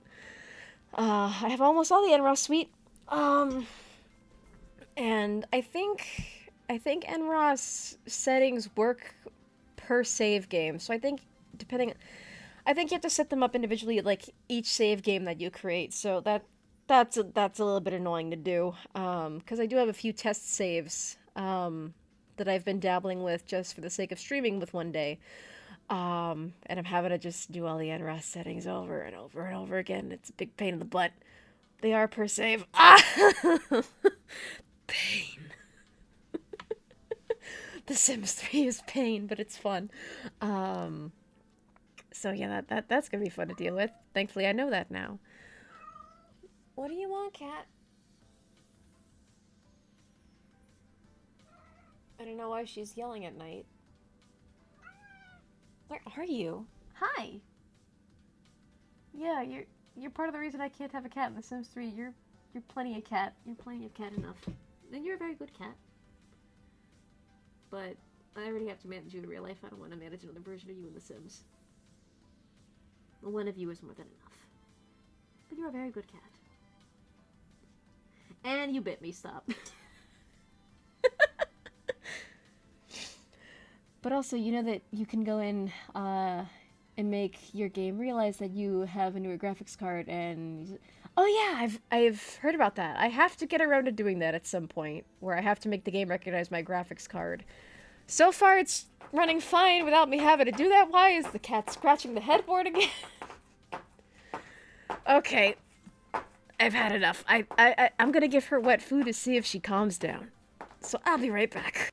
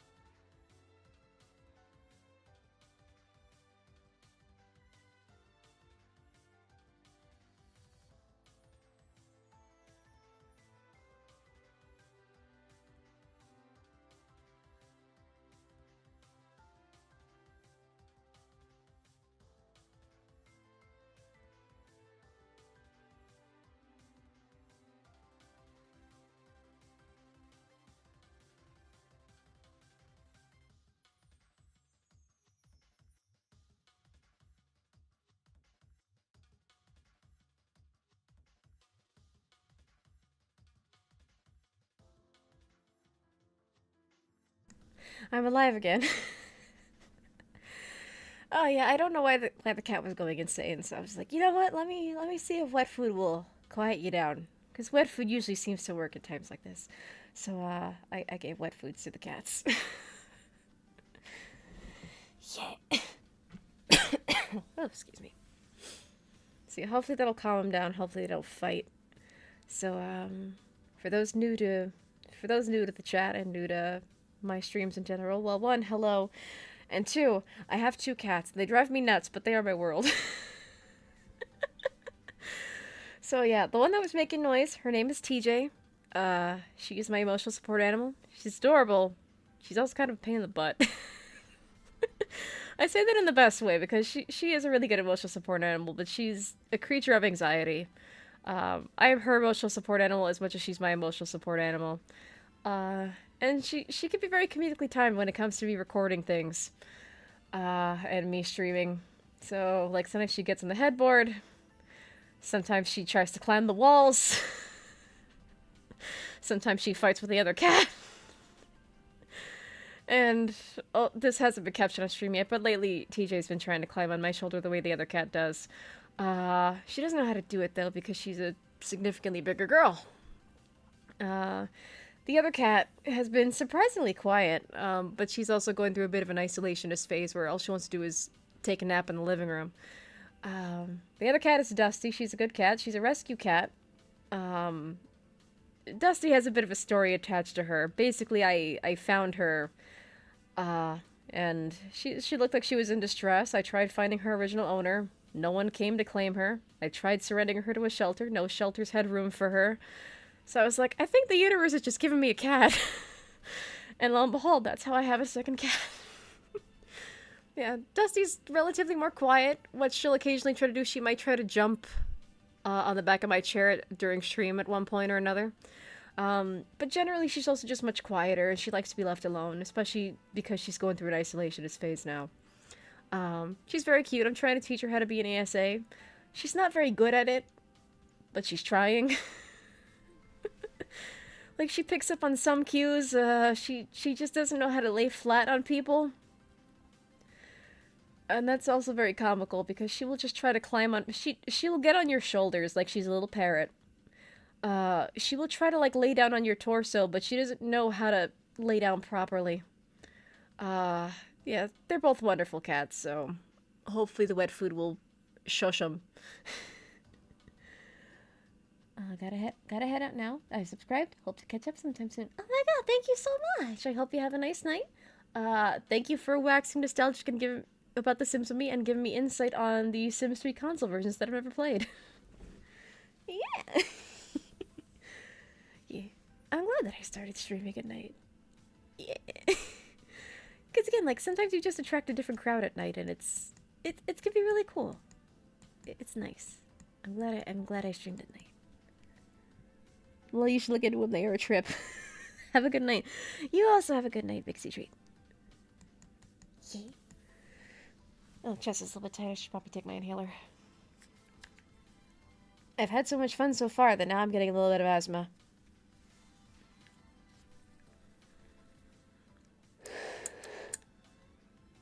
Oh, I think this inhaler's stuck again.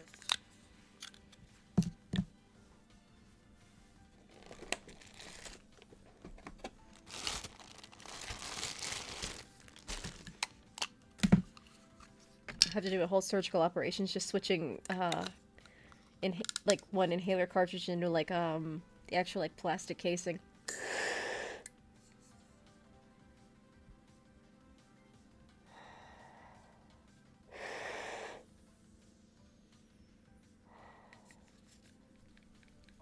Sorry about this. Although, to be fair, it's been a long time since I've taken my inhaler, today, so it's kind of a miracle I went this long without it.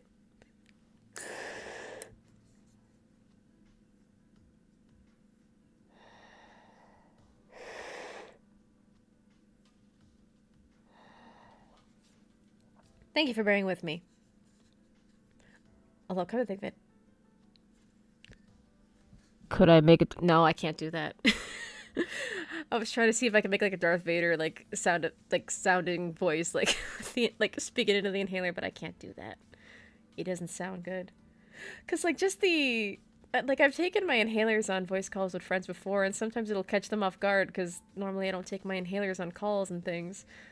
And then sometimes they'll just describe, like, who's Darth Vader breathing in the call? And it's just like, it's me, I'm asthmatic!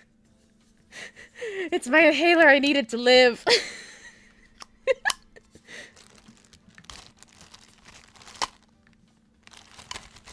Oh yeah, I also keep my inhalers in a plastic bag, that's what that sound is, so if you hear... It's my bag of inhalers. Like, I remember the day where I used to just keep, like, a singular inhaler, like, in my purse, and I would only need it on occasion, and now I just gotta keep them in a Ziploc bag in my pocket, or, like, on my desk at all times. Bag of air. Yeah, it's a bag of air.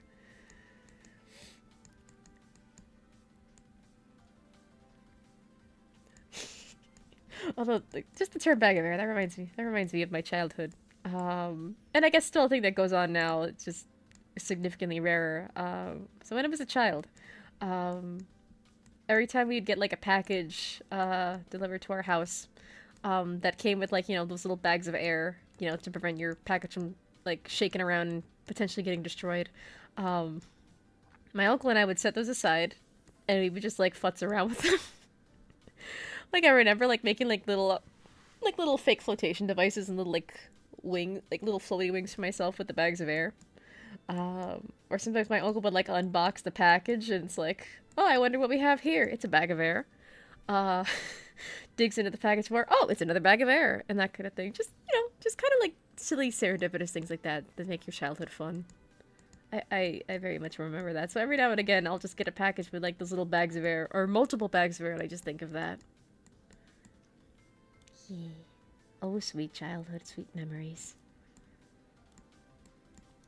Okay. This is the first time that I'm smiling and like not miserable for a long time, so I think I needed this a lot. More than I realized.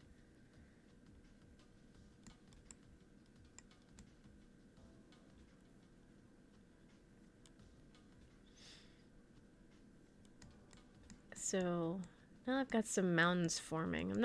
Honestly, I'm not the best at mountains. My mountains will just kind of look like rice pudding. um, like they'll just kind of chunky. It looks nice with this terrain paint though, so I'm gonna experiment with this terrain paint more properly. Uh, once I'm like firm on, okay, these are what I want my mountains to look like. Because what I also thought of doing is that, so one kind of flaw about, the Creator World software that's publicly available on the Sims 3 website is that you can adjust the water level, but you can only adjust it once, and then it's going to apply everywhere else on the map. Where there are going to be worlds in, like, Sims 3 expansion packs and in store content that seem to have, like, lakes and ponds in other locations, and obviously the water levels are all going to be different. It's not just going to be one uniform water level. So there is a tool on Coster, on Coster.wordpress, where it's an edited version of the Creator World software, that does allow you to adjust the water level in different spots. So you can have, like, lakes and waterfalls, and, like, other complicated water structures and things like that. I don't have that software right now. I did, and then I got frustrated because I didn't know how to make it work, and I deleted it off my computer. I gotta try it again, though, because I was just being a dummy, and I didn't read the instructions properly. So that was entirely on me. That's not on Coster. That was on me, because I was dumb and impatient. What I thought of doing for this particular map is, having a bit of a mountain range. I wanted a bit of some mountains here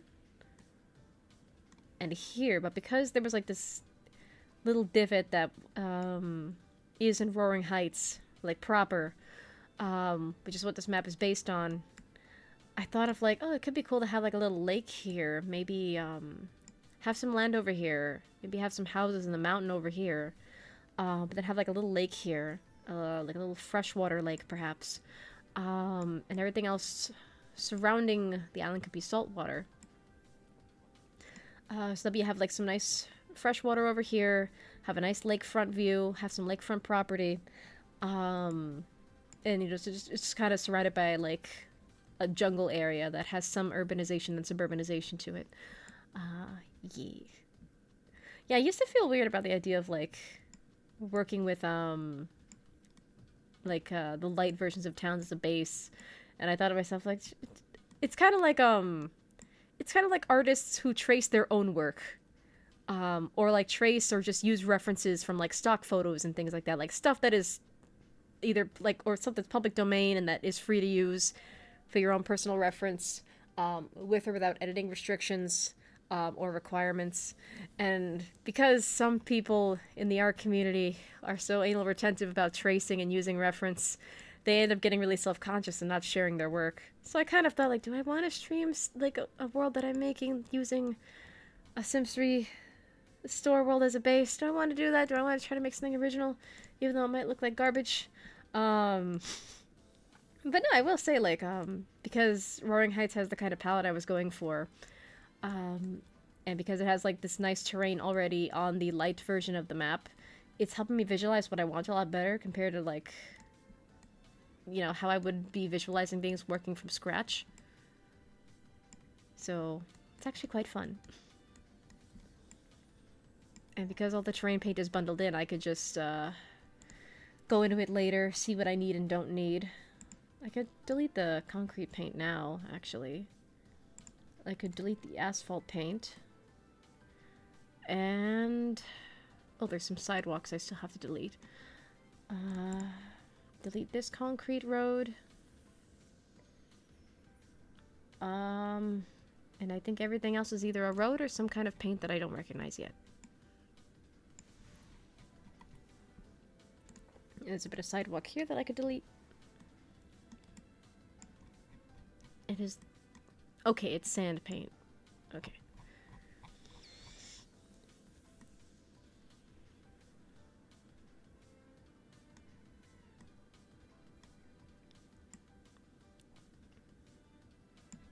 But yeah, I don't know. Like, I always used to mess around and create a world by myself as a kid.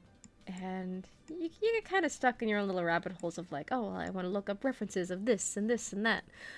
Like, I once wanted to make a Japan-based world. I was a child, mind you. So what I ended up doing, trying to look for inspiration, is I just started watching all these Japanese history documentaries, and it's like, that's what I want to make. I want to make that. I want to make that. I also want to make that. And oh boy, that was a time. And, you know, sometimes when drawing alone, it's like you get kind of stuck in your own little rabbit hole and just in your own little head of like, okay, well, I want to make things look like this and that. And drawing or like making something in general in front of another person is cool. I just don't get to do it that often. I used to do it a little bit, and then I was just like, nah, I'm too self-conscious. I'm too self-conscious, and also no one really comes to talk to me individually a lot.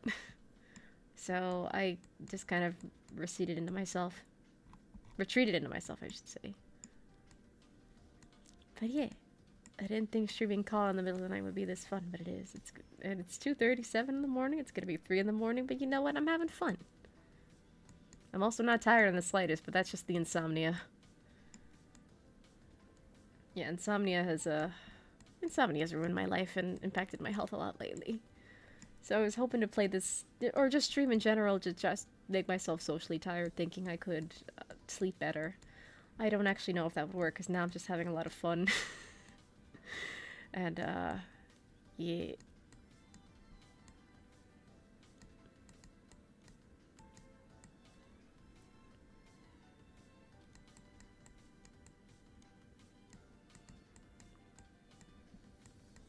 Yeah, making an island-themed world too. Sea bottom segway is also kind of a mood.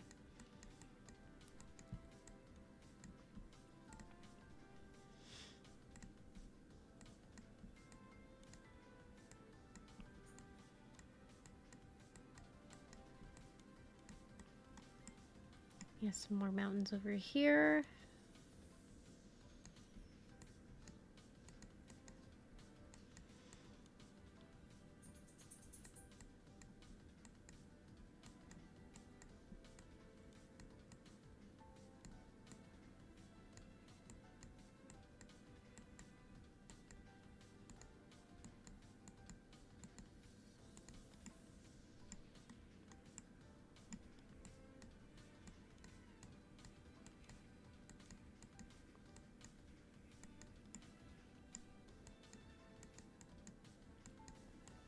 Yeah, it's like, this is just a really nice shade of blue. Like, they achieved that shade of blue through opacity. Like, this is 100% opacity for that particular texture. I don't know what opacity this is, but it's really, really pretty. Like a nice dusty, like, teal. Okay, where do and I think I want, like, a freshwater lake over here.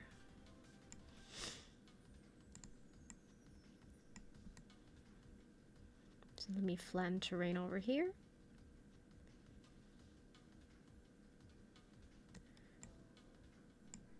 I think I want this to be a little more mountainous, and then... But do I want, like, homes and little one-off houses and suburbs in the mountain itself, or do I want it to be on the land underneath? Like, do I want it to be flat, or do I want it to be on a ledge, essentially? And then do I want a road to be able to access the area, or do I want it to be a footpath? Because that is another thing to consider when messing around in Create a World, because unfortunately, there are some very cool worlds that are made by the Sims community, but some of them are just plagued with routing errors because their routing is not the best, for one reason or another. There's this one world I downloaded off the exchange called Floripa, and it's a very pretty world, and I really like the architecture, and it has probably some of the best tiny homes I've ever seen in The Sims 3. The routing there, though, is oof. There's this one boat that just keeps going in circles because it doesn't know where to go. There are some homes and other pathways and little sub-towns that are only accessible by sidewalk and not the road. So your Sims will be, jogging and running on just pure sidewalk. And sometimes they still can't access certain areas because there's either no sidewalk connecting them or there's some other kind of routing error preventing them from going to the sidewalk, from the sidewalk to a place that is not sidewalked. It's very weird. So what little I've played of Floripa was, I've noticed a lot of routing errors, and it's like, I don't know if I should play this town. It's very pretty. I like the architecture. I could see what they were going for. But unfortunately, I think this is just going to have a lot of routing errors if I play this long term. So yeah, there's that. Which is unfortunate because, again, it was a very pretty town, and if I find it, I will link it. Exchange.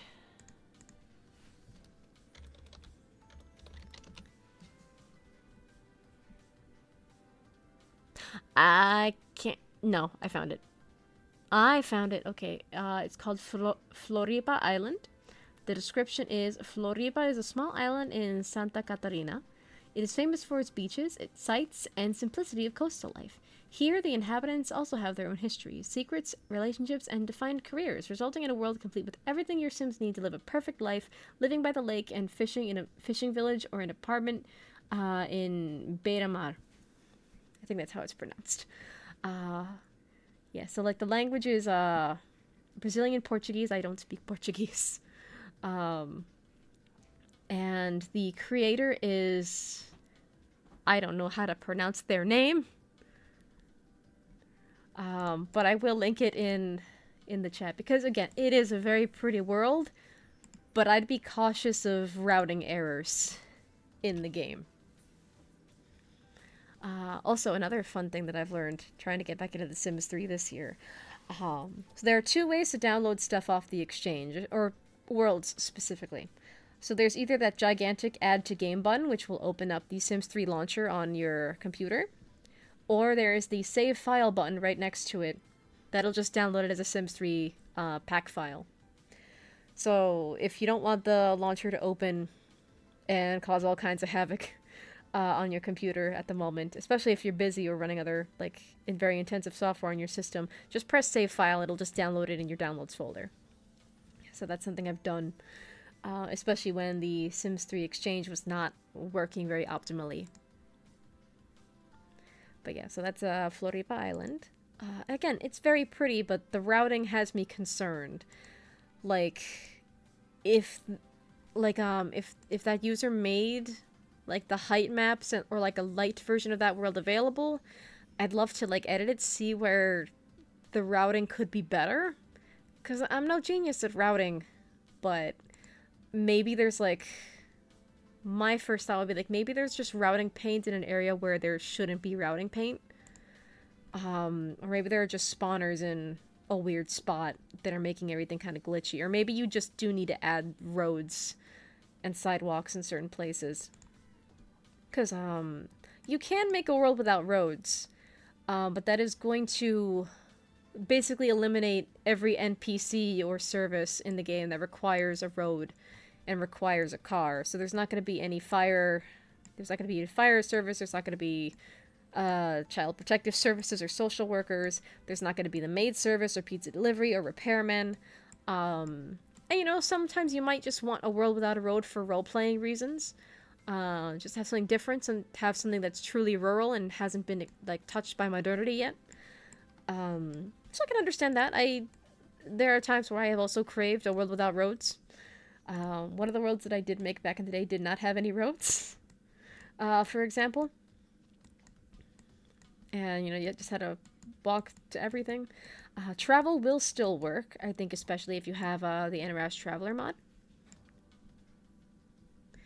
But, yeah, a lot of services in the game are disabled by default because they will be reliant on a car and a road. So, you just kind of have to be careful, and that stuff also applies to if you have a world with partial roads that just don't lead to everywhere. So you do kind of need sidewalks at the very, very least. Because the world without roads can get a little bit buggy in terms of the routing. But yeah, that's just my experience.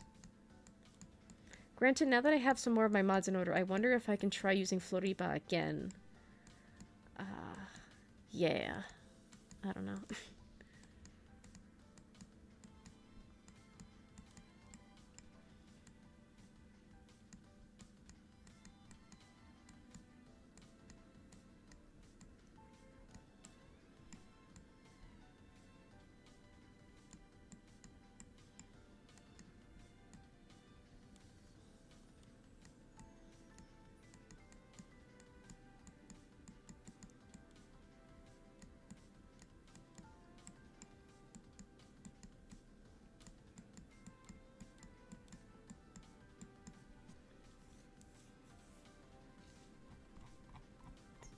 So yeah, like... It's almost becoming a little bit moon-shaped. I kind of like that. But I also need to keep in mind there needs to be an opening. That way, you know, you can access that area. Is this terrain paint or is it a ridge? Oh, okay, it's geographical. It doesn't look too bad from certain areas, but you just try to smooth it out with a bit more mountain on this side. And then I'll just smooth the rest of that out.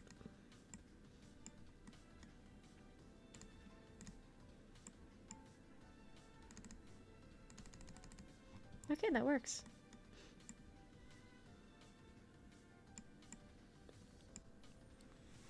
Let me drink some more water.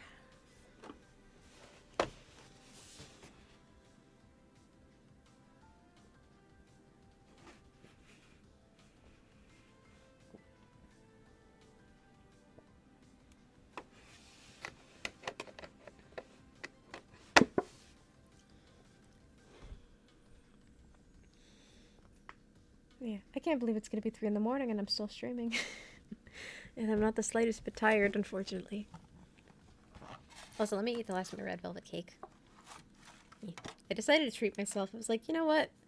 I've had a stressful time recently. I gotta treat myself. I have to spoil myself in reasonable ways. So I got myself a slice of red velvet cake from my favorite take-up place. I've never had the red velvet cake there before, and it was the last slice in the freezer where they keep the cake. I've had their chocolate mousse cake before, and I regretted it because that chocolate mousse cake made me feel like my blood sugar was spiking, and like I was developing diabetes immediately. But yeah, it's been a long time since I've had any red velvet cake. And it was the last one in the freezer where they keep the cake, and I'm like, you know what? I'm gonna try it. And yeah, it's really good.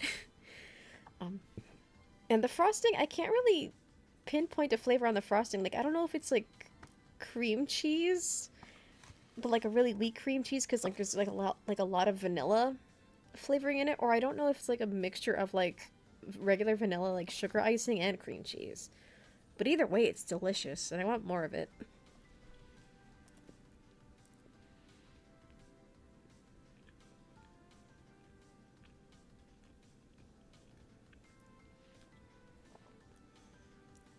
It's really good. I haven't had red velvet cake in forever, so this just like takes me back. Yeah, I only like red velvet cake as red velvet cake. Like I really did not like red velvet cake ice cream or anything like that. Like for me, red velvet just needs to be a standalone thing. Preferably as cake.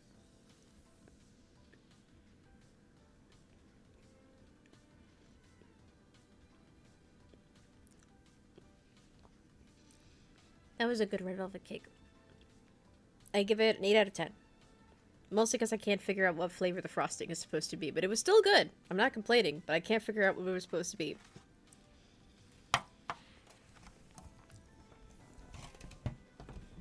And then I will rinse out the clamshell and maybe I can make my own little desserts. Make my own little snack. And use the clamshell as storage. The radiators are coming on, so it might get a little bit noisy, but I also can't do anything about the radiator noise. If I could, I would, but no matter what I do, I can't shut these things up. And I can't really muffle the sound either. I tried that one year, it did not do anything.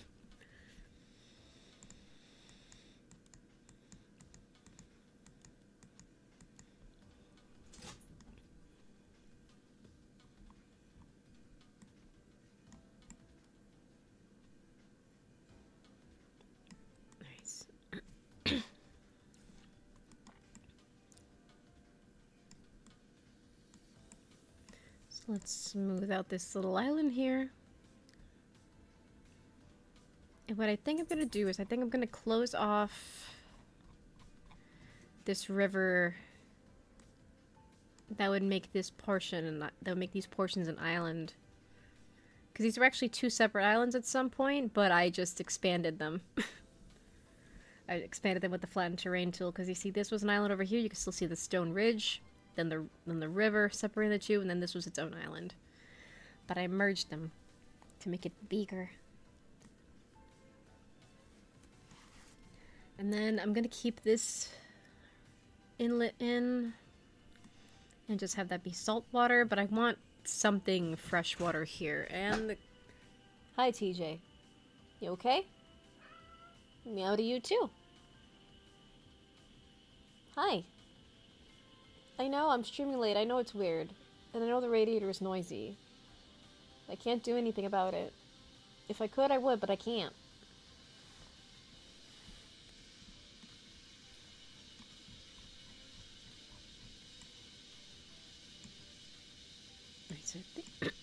Oh, excuse me. I've been talking a lot and having a lot of fun, so it's I think now my voice is starting to go. But it's also just better to lose your voice because you've been having too much fun than to lose it for sad reasons, so there's that. So, alright, put a little bit more land here. Maybe like a road leading into like more mountainous area. Put some more mountain texture down here. And maybe some lakefront property on the flat area over here. And maybe make the lake a little bit bigger. I think that's what I want to do.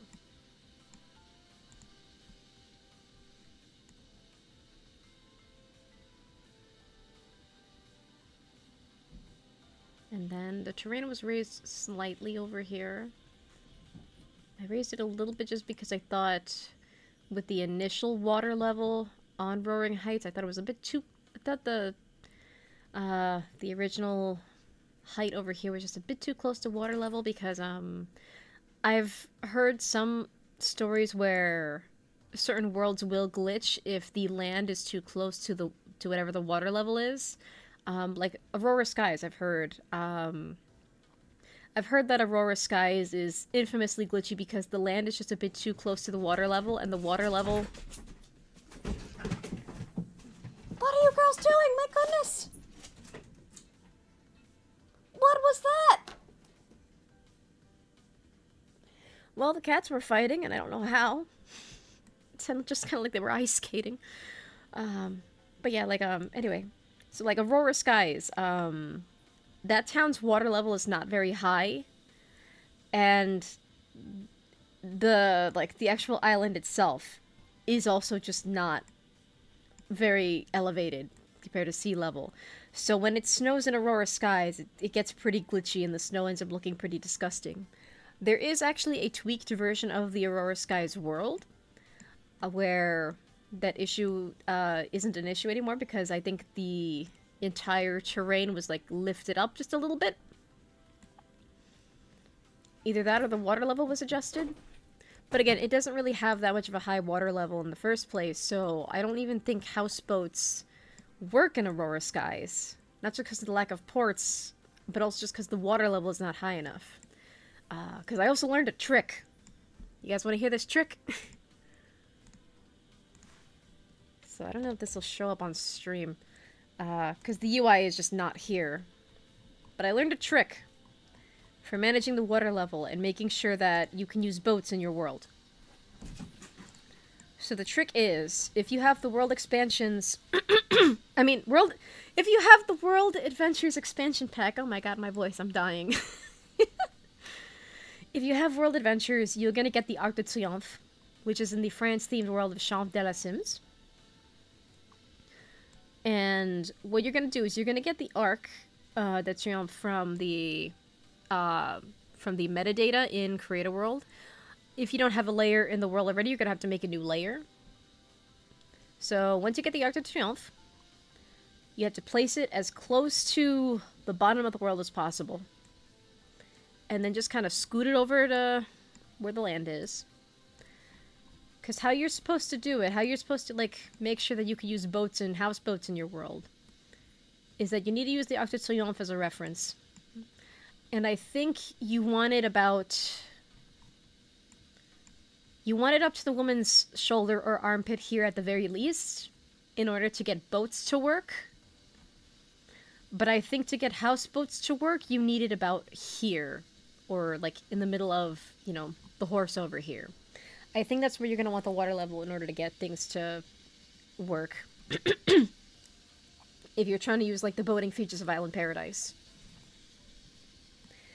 Generally speaking, in trying to make my own little worlds with Island Paradise in mind, I'm trying to get it pretty high. I'm trying to get it to about here. Okay, I'm looking at the stream on my phone. Thank goodness the arrow is showing up, because that would just look really, really weird if the arrow was just not there. But thankfully it's there as a reference. So yeah, what I'll do is that I'm just gonna try to not put it in the mountain. I don't want it to disappear, but halfway between the mountain or any sort of land and having an open space here. So that way you have the land as reference, and you basically use the Arc de Triomphe as a yardstick. So if I zoom in really close, the water level is like cutting halfway through the horse. It's obscuring some of the horse's like thigh and leg. So that's a pretty high water level. It's making the pretty water texture I have here not very visible. So I think that that's a bit too high for the texture. I'm going to have to raise the terrain under it in order for this terrain paint to be visible again. But theoretically, if I wanted to put a houseboat here, I think that should be a high enough water level to accommodate a houseboat. So yeah. Alright, I'm gonna... I'm just going to save real quick. It's been a while since I've saved. And my voice is also starting to go. It's because I'm having fun. Although I might need to run and get a cough drop.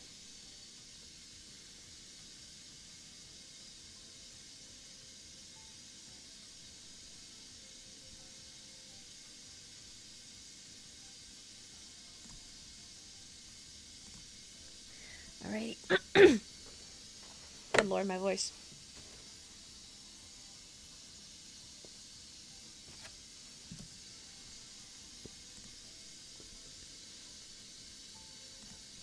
But yeah, that's one trick I've learned in terms of getting boats and houseboats to work. Just use the Arc de Triomphe as a measuring stick, provided you have World Adventures installed. If you don't have World Adventures installed, I'm not really sure what else would work as like a good measuring stick. Because the arches included in Island Paradise are a bit on the smaller side, so maybe if you could stack them on top of one another, it could be like a good enough measuring stick.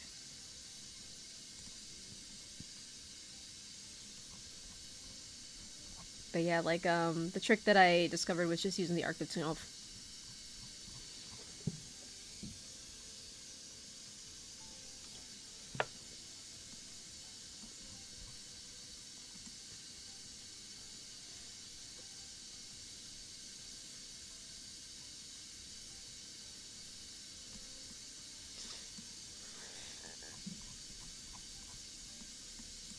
Alright, let me close off the inlet over here.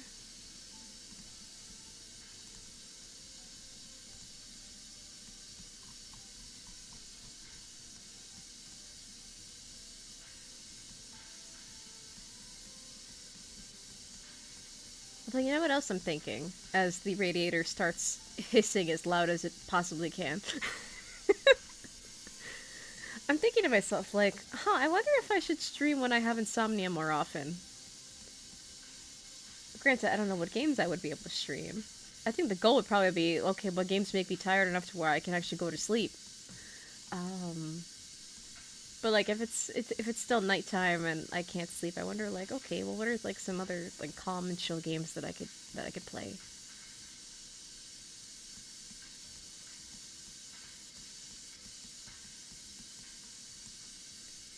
Yeah, like definitely no horror games this late because that's not gonna help me sleep.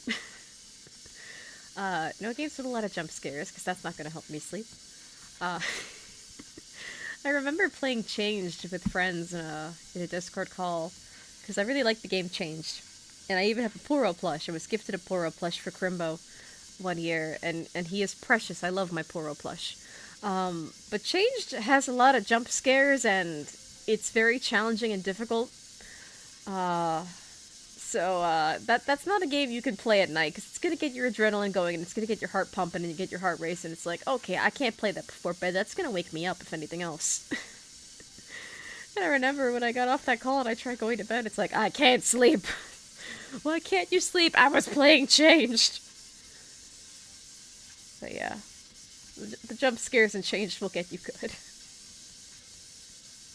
And it's not like they're horror jump scares per se. It's more this. They get kind of annoying, and also the sound effects in that game are so loud. Because the game, it uses silence very well. And then that's how the jump scares get you. Because you just have like this stark silence, and then suddenly there's a sound effect.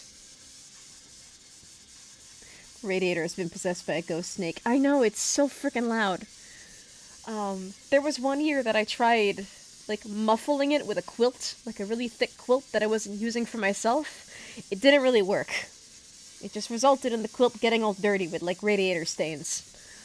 And it didn't really muffle the noise that much at all. So if I try to muffle it, it's not going to do anything. And I don't have the tools or the bravery to try to mess with like get the part where the steam comes out. So I'm not going to do that. I don't want to catch on fire or like make my apartment explode. So I'm not gonna mess with the radiator like that. It's just kind of like that. It's noisy as fuck, but it's keeping the house warm. Normally, like for the past couple years, it has not really kept anything warm. But for once, I think they're giving extra heat this year. Someone must have complained, and now they're giving extra heat. Yeah.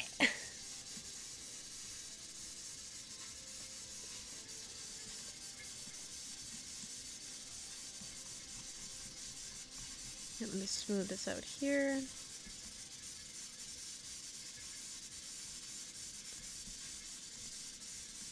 Okay, flatten it so it's on the same level.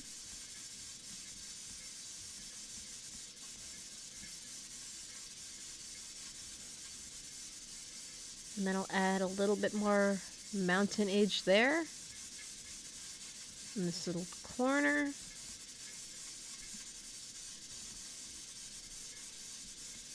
Smooth it out.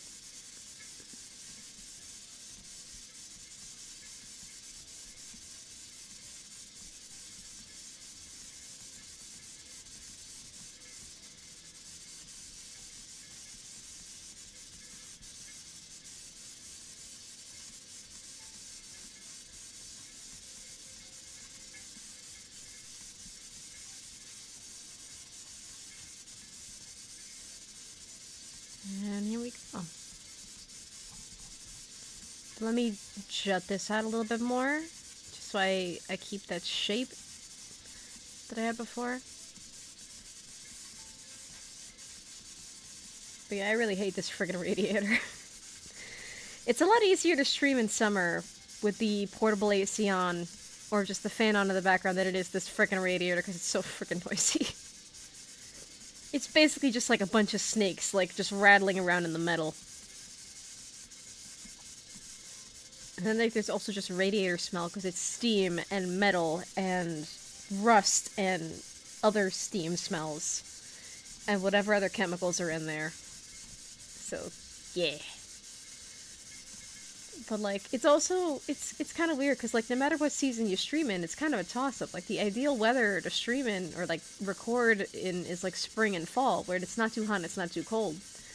Because in the summer you have fan noises, AC noises. It's miserable and it's hot if none of those things work. So yeah, that's fun. I learned that the hard way this summer when my AC was dying. And yeah, and then in the winter, I have this horrible noisy radiator that I can't make shut up, and that's just the way it is.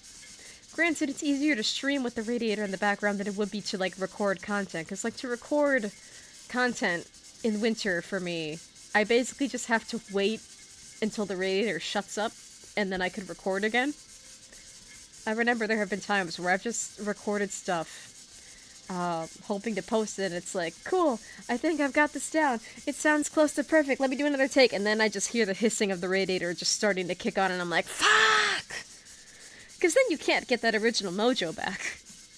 Then it's like, okay, well, I have to wait until, you know, the solstice of the season, and I have to wait for a night when it's not too windy and not too rainy, and then I have to get myself in the proper mood, and then I can record again.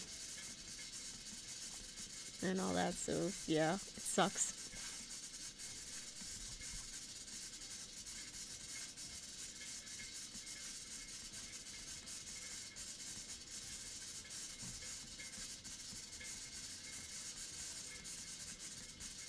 Out of sheer curiosity, is that streamer that I oh, they ended.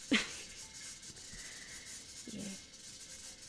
Because, like, it was me just stumbling upon a streamer with, like, 2 views on YouTube at the time that, like, you know what, if they can stream, I'm gonna stream. And that's what encouraged me to start this little stream and gave me confidence to do so. So, it seems like they've ended.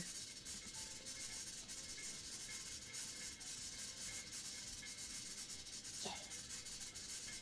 I hope they're doing well.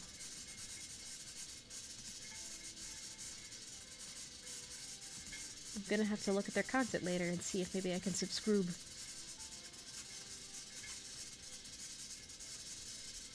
What was I gonna do again? Oh, right.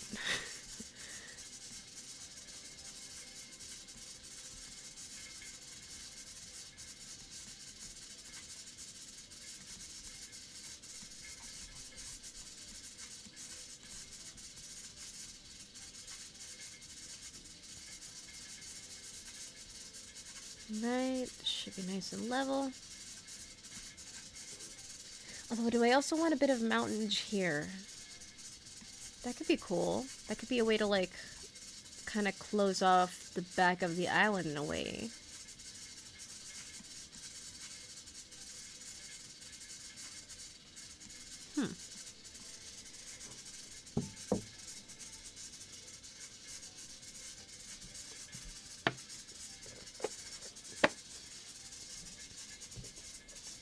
I think I might try that. Kind of make, like, it a little bit of a jungle-ish suburb. Oh, there's a... Is that a piece of road or is it paint? It's a piece of road. Get that out of the way. Oh. It's multiple segments of road. Gotcha.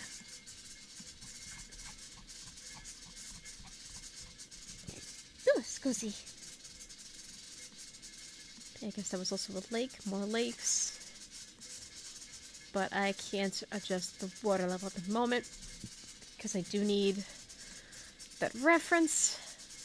And I also I want to sort out all the terrain first. And then I also have to paint the ocean terrain with that nice ocean texture. Although, for the record, just because I have the water texture does not mean that you have to do that in your own creative world endeavors. It's used in some worlds. Like Sunlit Tides has that, like water terrain paint. Al Samhara has some of that ocean terrain, like some of that like turquoise terrain paint in its ocean, and all that. It's basically just decorative to achieve more of a tropical feeling, I guess. Like, yeah, and it's also included on Roaring Heights as well. I think it's most notable in Sunlit Tides, though, because Sunlit Tides has a couple different shades of this paint. Like with and without coral, too. So, maybe one day maybe I'll experiment with that. Of trying to edit Sunlit Tides. See what happens.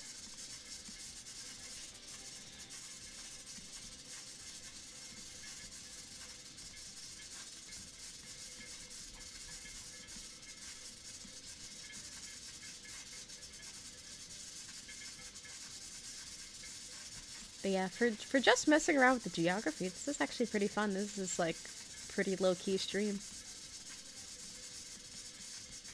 So maybe I can call and chill more often.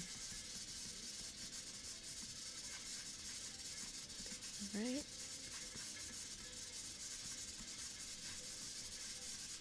Add just a little bit more up here. Although maybe I could... Maybe I can make some of, like, these little peaks of walkable area and just have it be, like, heavily forested. So that way you could have, like, a little adventure in the woods, in the mountains. Overlook the ocean. That could be pretty cool. Because this is, like... I was, like, planning on using, like, Puerto Rico as, like, inspiration. I gotta look up, like, part of the jungle areas and also just part of, like, the city. Let's see what inspiration I could glean from that.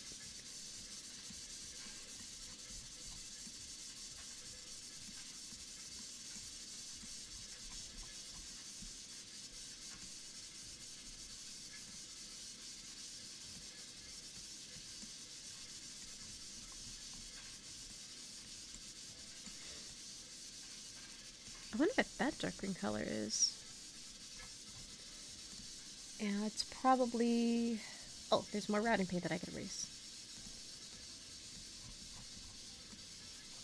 Yeah, I'm really gonna hate having to find the little bits of routing paint that I missed.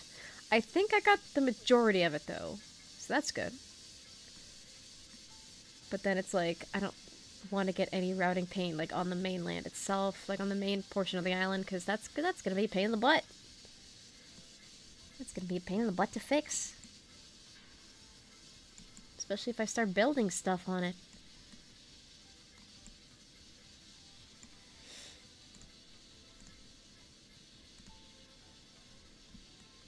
Okay, now the radiator is quieting down a little bit.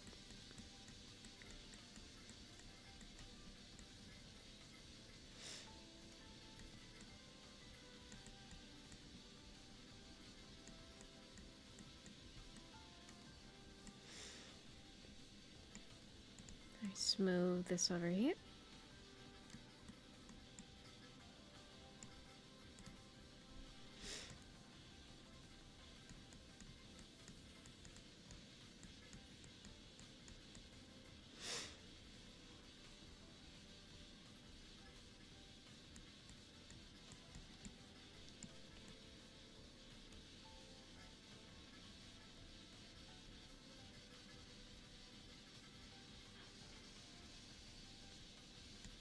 Alright, now that little divot is closed off. And now I could have some mountain houses and like a little suburban jungle. So that's gonna be cool having to figure out how I want that to work.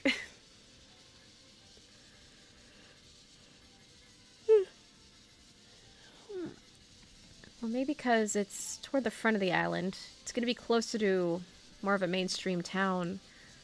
So it should be like a mix of nature and suburbia. So like, it's gonna be more road reliant to the front, and then maybe as you get deeper, things become more sidewalk reliant. But ultimately, to prevent routing issues, I'm gonna have all the sidewalks connect to a road, just so I don't have too many errors. Because I do want services to be accessible. And if you don't have any roads, that's gonna eliminate a lot of services. Like, yeah. Like, I've thought about making, like, mostly roadless worlds. Like, and what do I mean by, like, mostly roadless? But I mean, like, say you have a world that just has, like, one main road. Like, say it's really rural. Like, maybe it's, like a port town that hasn't really been quite settled yet. Like, if you have, like, a main road where the port is, a couple of roads offshooting that, but then everything else is mostly accessible by sidewalk or by foot. Like, I thought of doing that, but then there's also the question of, is that even worth doing? Would routing be more of a nightmare than just making a town with actual functional roads and sidewalks?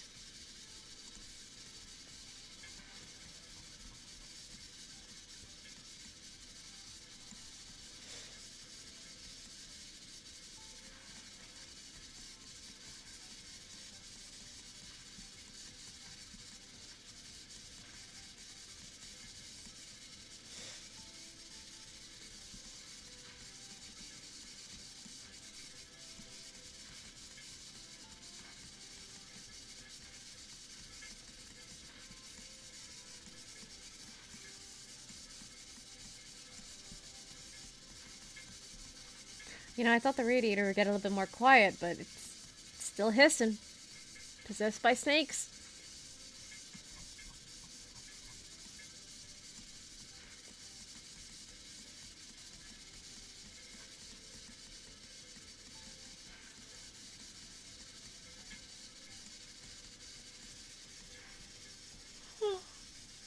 Ah, I yawned.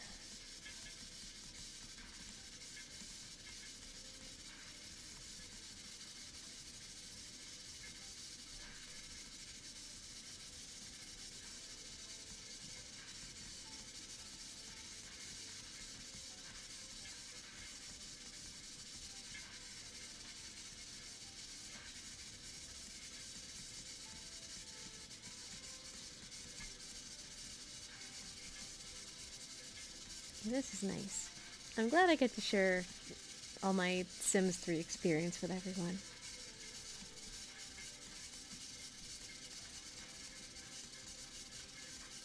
I think I also desperately need a cough drop.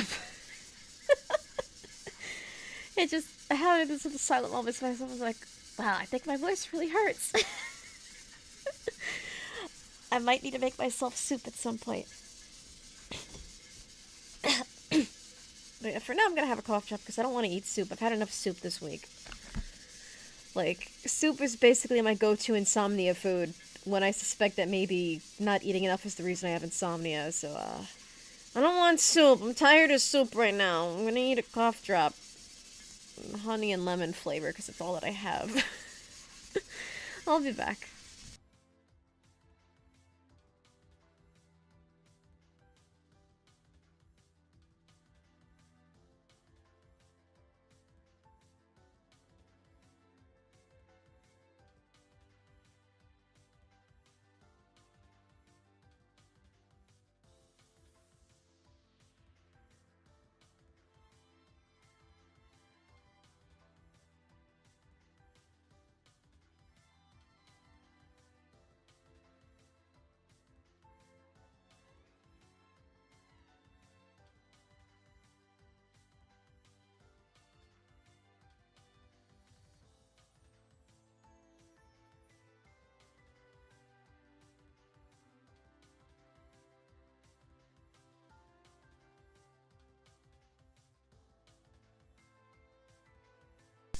I'm alive again, and I have a cough drop.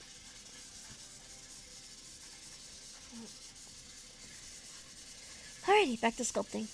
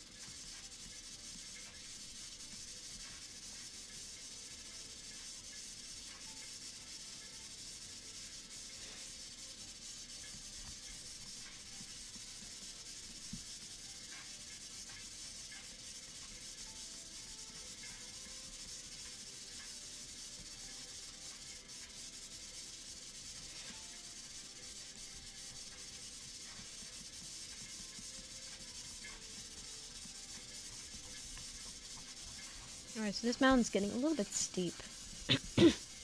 Oh, goodness, my voice.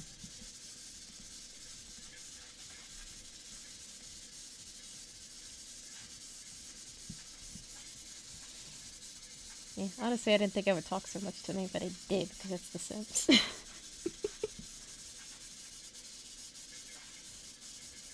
So, I want the mountain to be... I need it to be gradual. Maybe I could have, like, sidewalks, and kind of like a nature walk around where I want this lake to be. Just surrounded by nature. But still have it be, like, accessible. That'd be cool. I think I will attempt that. Just like having all the... like having a road, like a main road. No, because that's... My, what do we do? So maybe what I could do, I have a road leading in here. One road surrounds the lake, but still leaves some room for some real estate or community lots. And then a sidewalk closer to the water. That'd be good for, like, a park that's not a park lot. That could be good for fishing. And maybe some road, like, up here, like, maybe use the flattened terrain tool, like, layer it out a little bit. And have some mountain homes, and then anything further into the mountain area is accessible by sidewalk. But it will still connect to the main road. Maybe I'll do that. Hopefully I remember that. That is one thing about Creative World. It's like, you get so many ideas, and you want to make all the things. You want your Sims to live in all the houses and all the worlds. And all that. It's like, oops, I forgot that I wanted to do this. I wanted to do that. I'm like, oh, I'm obsessed with my current new idea. I forgot that I wanted to do that. But I guess that's a bonus of live streaming, and it's like, I could just go back to the stream, and it's like, okay, this is what I wanted to do. Let's see if I remember.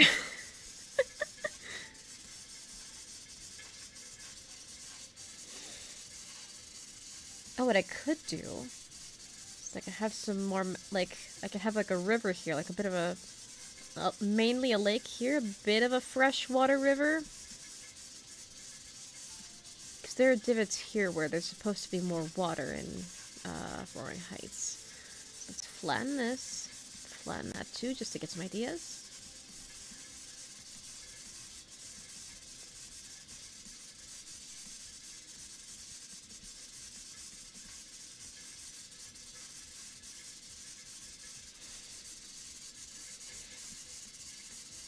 Yeah, and then I could have a road basically just doing some mountain-ish area over here, road going in, loops around, road going out into further town and or maybe like more jungle-ish suburbs. But here, since it's already going to be close to like a town center, like a main hub over here, this should be more suburbs mixed with nature. But anything coming out this way in particular can be more nature mixed with suburb. Hi, TJ.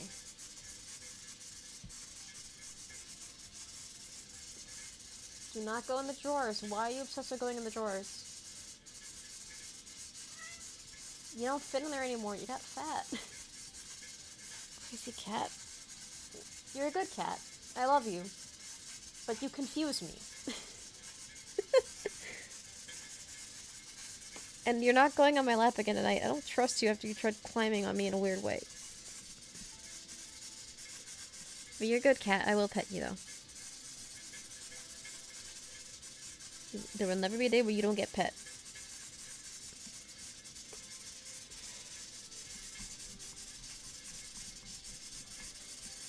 So... okay, so, when I was testing the streamability of Creative World, I noticed that not only is the UI not always that visible, but also the window in OBS itself will shrink depending on what I open. If I make it windowed in itself, that's different, but if I turn on graph mode, yeah, like now the display looks different. But yeah, so having the graph is really good for placing roads, especially if you want like a perfectly straight line. Or if you're working with square brushes, that's also pretty good use for the graphs. I mostly just use them for roads. I don't really work in squares in terms of terrain very often.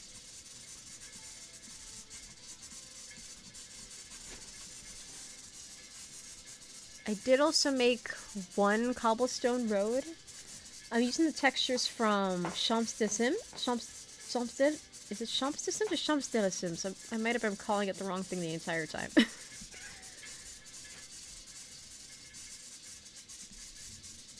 What's the world called? It's... Okay, well, all the world files are called, like, France, Egypt, and China, because that's basically what those worlds are. I think it's Champs de Sims? Hi, cat. What do you want? I think the cat wants attention. Alright, come here. What do you want? Come on. Come on. If you promise not to clown me like a crazy person again, I will pet you and you can sit on my lap. What the hell, man? I'm trying to pick you up. You want attention and all this stuff? Come on. Okay. I'll back off. Goodness. You're a conundrum. I love you, though. You're a good cat. But you really confuse me sometimes. You want... living with cats. This is the reason I can't have cats in The Sims.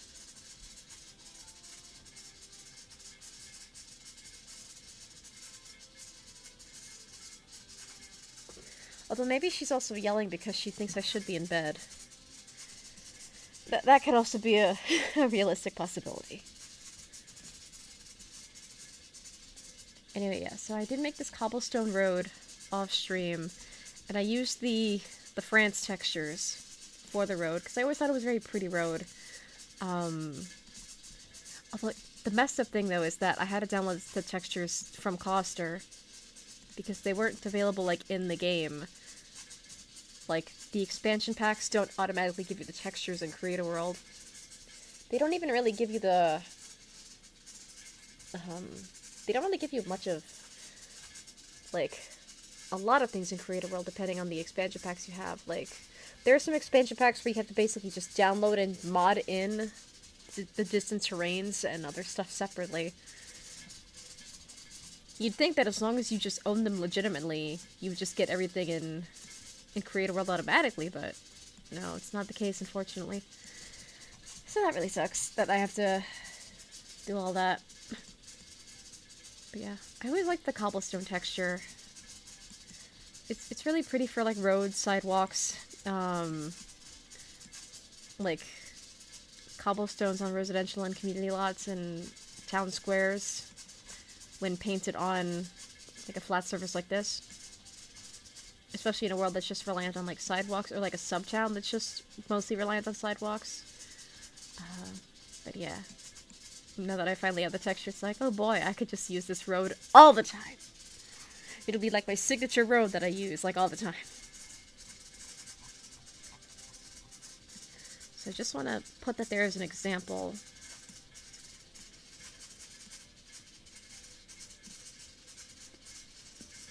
And maybe have, like, flatten it more around the edge. Let me also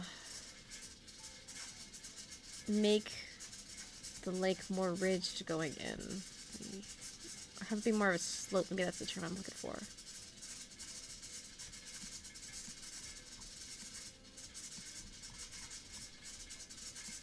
Because I don't want to be too... I don't want it to be, like, too obviously like a man-made lake.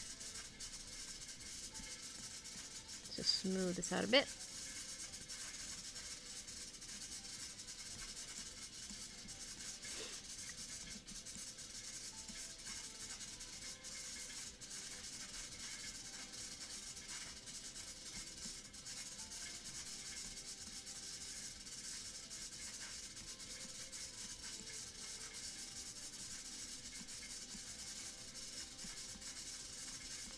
Let's move it out over here.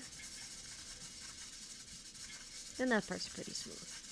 So, turn the graph off. And window return to normal.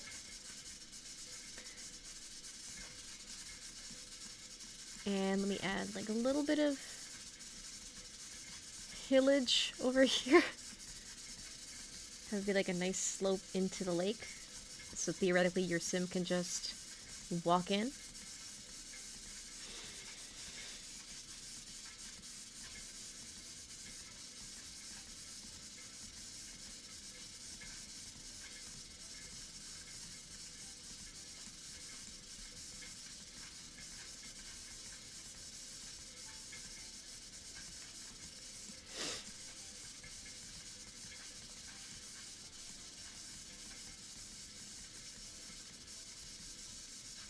Oh, that's a bit too steep. There we go.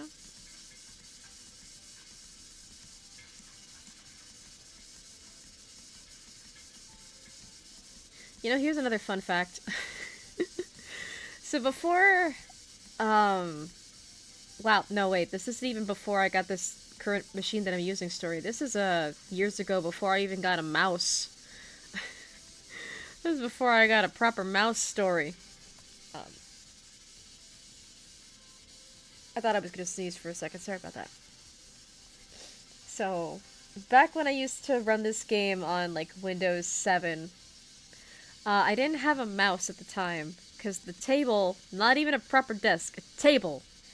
The table that I was using did not have enough space to accommodate me using a mouse. But what I did have was a drawing tablet. So I did a lot of CAW related stuff using a drawing tablet and a pen, because I didn't have a mouse. Although the weird thing about using Creative World with a tablet instead of a mouse is that with the mouse wheel you can adjust the camera. And that's how I'm able to do all these turns. You know, look left, look right, zoom in, zoom out. You know, just general stuff. Just general camera controls and being able to just use a mouse to create the world, right? With the drawing tablet, I was able to do all the cool stuff, you know, just all the terrain, the painting, you know, just creating the actual world, but I could not zoom in and zoom out and adjust the camera with the mouse wheel. So that would result in something very, very weird. And I'm not sure if anyone else ever had this issue. Where, because I didn't have a mouse and I didn't have access to a mouse wheel, I could not adjust the camera like so. And I could not zoom out. I could not adjust the angle in which I'm looking at things. It's because I didn't have a mouse wheel. Every time I would save the world, or like edit in Sims 3, or like edit in game mode and then come back, the world would get slightly tilted. So like, let's say, by default, the world starts out at this angle, right? So every time I would edit in game, and then come back, the world camera would shift slightly. And at first, it's very subtle. It's like, you know, it's not a big deal. I'll just, you know, I'll do what I gotta do. And then I would edit in world again. I mean, edit in game again. And I would come back, and the world would shift again. And the camera would shift again. And I'm like, okay, you know, I can still work with this. And then I just kept doing what I was doing, and I kept saving, and, you know, just doing my work in the game, and then the camera would shift again. And after a while, I just kept doing this, and then the camera would just be straight on like this. And how I would have to fix this is that I would have to either close the software and open up the file again, or I would just have to, like, open up one of the other files, like maybe, like, Sunset Valley Light, and then go back to the file I was actually working on, and then that would reset the camera.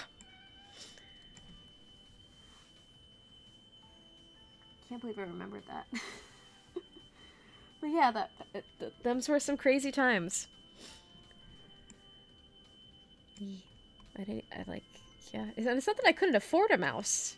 It's that I just did not have enough, like, table space at the time to accommodate me having a mouse. And now that I have a mouse, it's like, oh my god, I will never go back to the days of, you know, having to open and close things just to adjust the frickin' camera.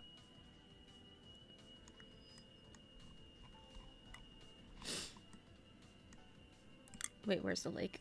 Okay, there it is, okay. I gotta start messing around with paint soon.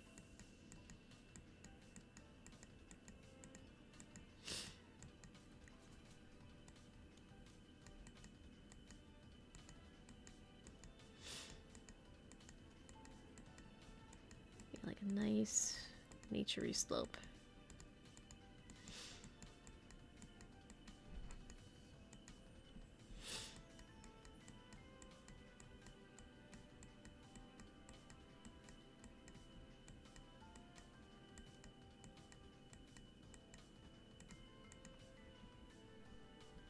And the cat's giving me the death glare from far away. Oh, she did a slow blink. That's like the cat equivalent of saying I love you, so I just slow blinked back at her.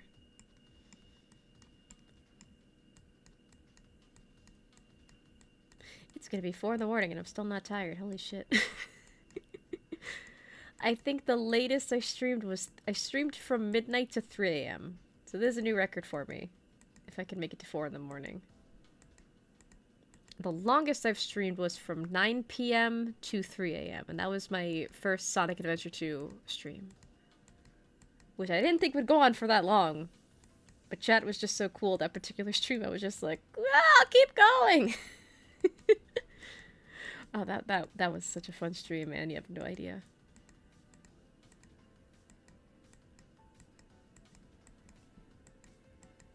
And, well, speaking of Sonic Adventure 2, the last time I streamed Sonic Adventure 2, someone left a very helpful comment on how to do that one last level as Sonic that I kept failing at, and I eventually gave up on.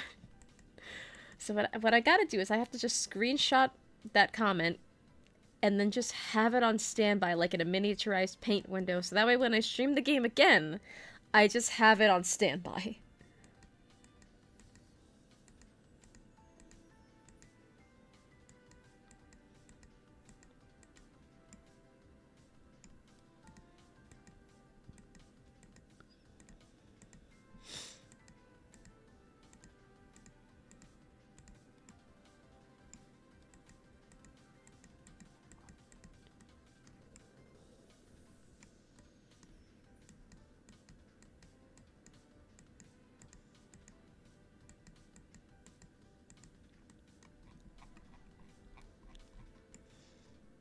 Alright, so I have it looking like that. Flatten it here so we know we're working with water.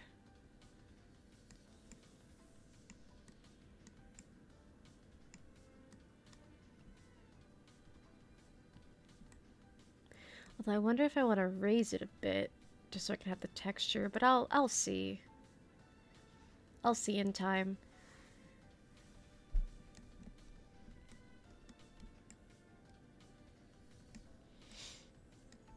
Although, you know what I could also do? I just thought about this. If I get the height, if I get the geography looking the way that I want it to look, what I could do is I could export the height map, host it on like a file sharing something or other, and then maybe y'all can download it if you wish. I just thought of that. But yeah, I don't know. I've never really met any like simmers before, so it could be nice just like finally like stepping my foot into that community and be like, hi, I exist! Hello!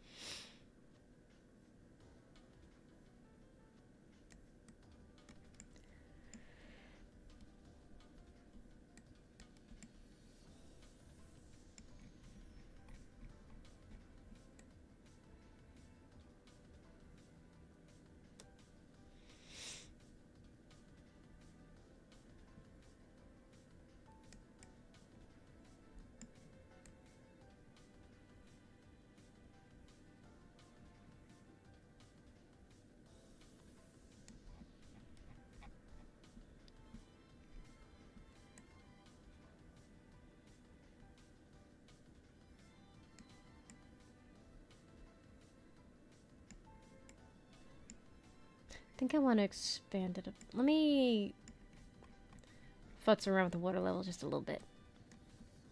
I want to see how much coverage is going to get. Okay, so yeah, if I put it that high, no texture is going to be visible at all. No, but then it's going to... Not unless I try to download Super CAW again.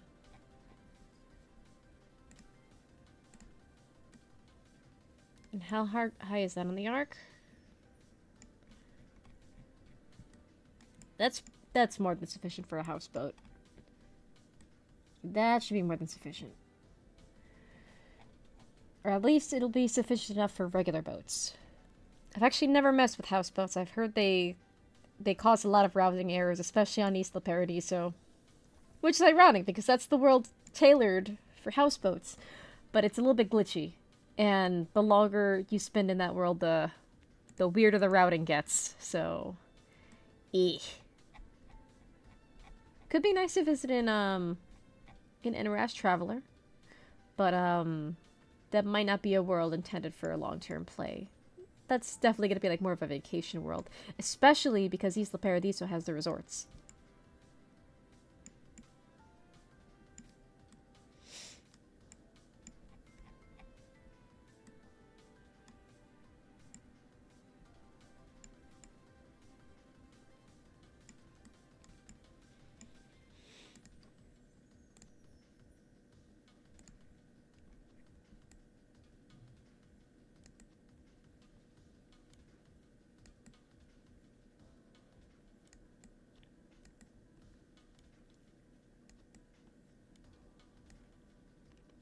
Alright, smooth out this little divot.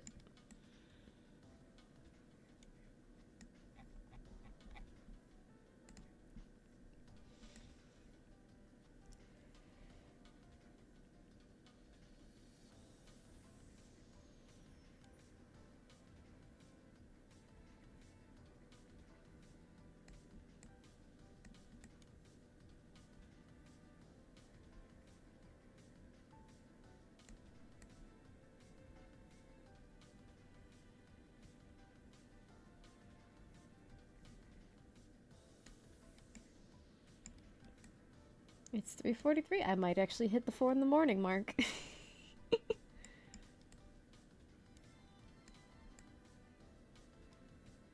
Although I'm about to hit 4 in the morning and my tummy hurts a little bit. Yeah, unfortunately for me, I am a frequent victim of my tummy hurted. So if I end a little bit before 4, it's because my tummy hurted.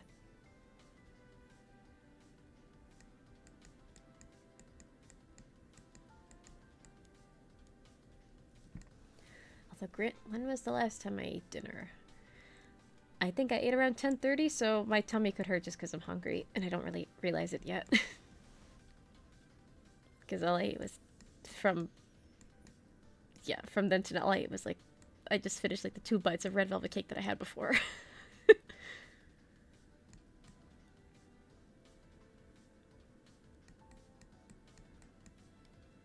yeah, so I don't know, it's kind of nice, you know, messing with CAW on Strum. I'm really glad all of you could be here tonight. And for those watching the VOD, I'm glad you're watching the VOD.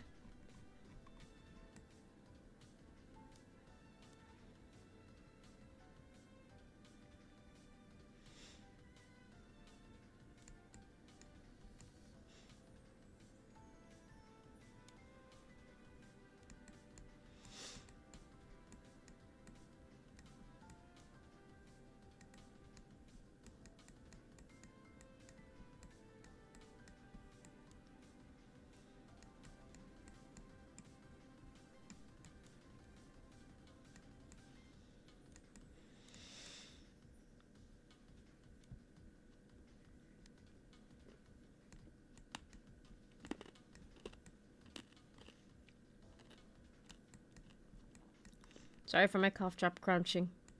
It's a really good cough drop. I used to not like the honey and lemon flavor, but I got used to it because it was the cheapest flavor. And because the cough drops that I like really, really like, I think they got discontinued, so I can't find them anymore.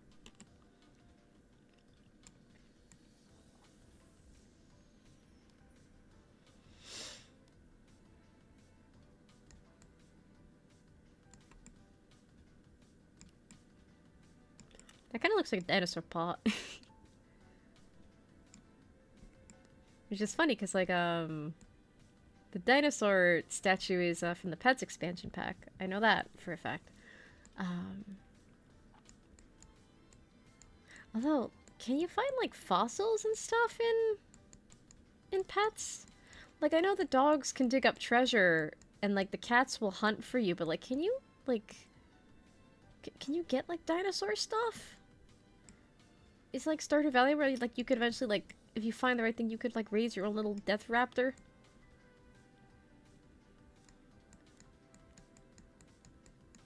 That's a good question.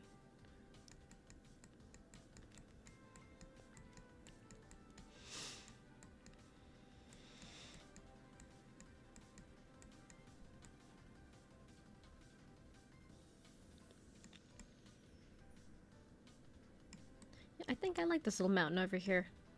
I like it. I mean, it's covered in terrain paint right now, so that's what's making me like it the most, but I like it. Yeah, I don't really know how to do geography very well. Again, it all kind of looks like rice pudding when I make geography. It looks chunky and weird and grainy and not like an actual mountain at all, but the terrain paint that's on Roaring Heights is making me think it looks better.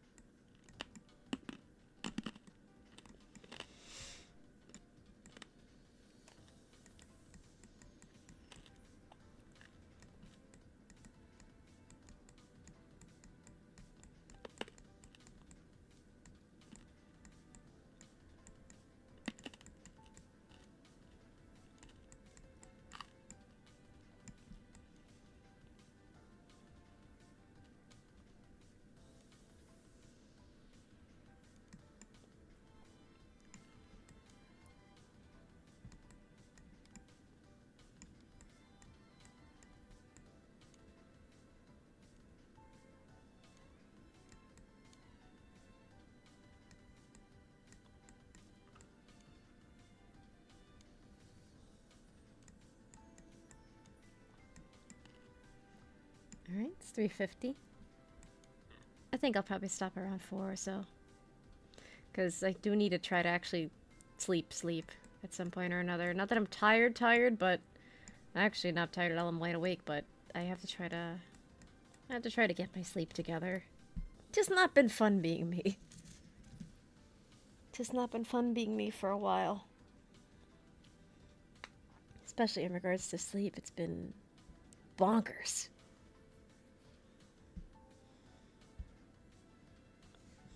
But yeah, so streaming Creative World is surprisingly easy. It's got its quirks in OBS, because the whole UI is essentially missing, and you're just seeing like the world screen and the render panel.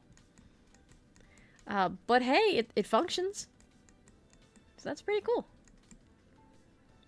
It'll just be one of those things where I have to set it up every time before stream.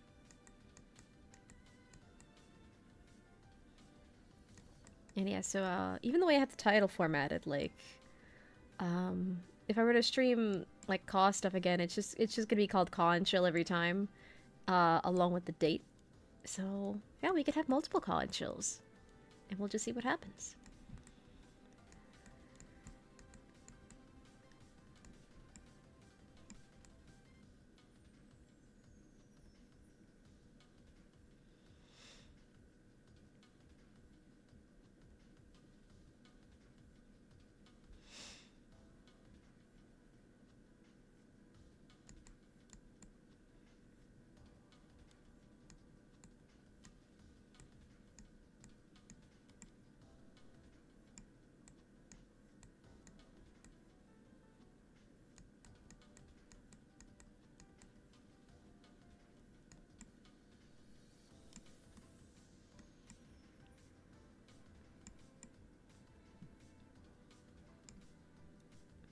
I think I could extend the lake further back. That way I have more room for real estate. Potentially. Potentially.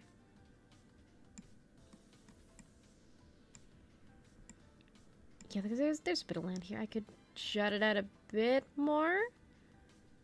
Yeah, I think that'll work.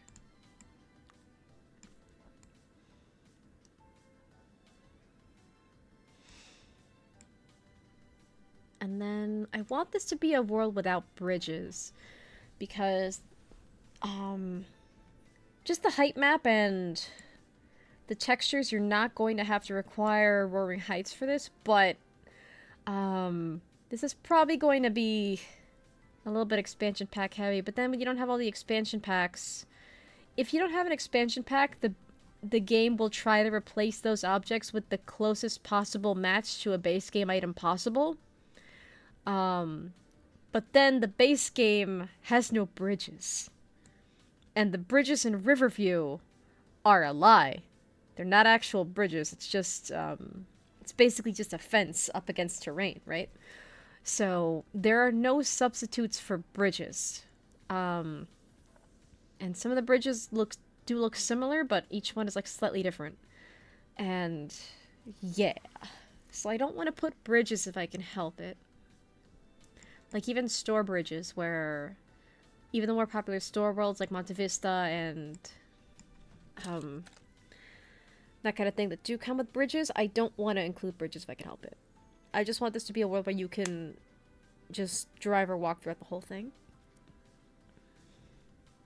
And not have to worry about bridges with routing.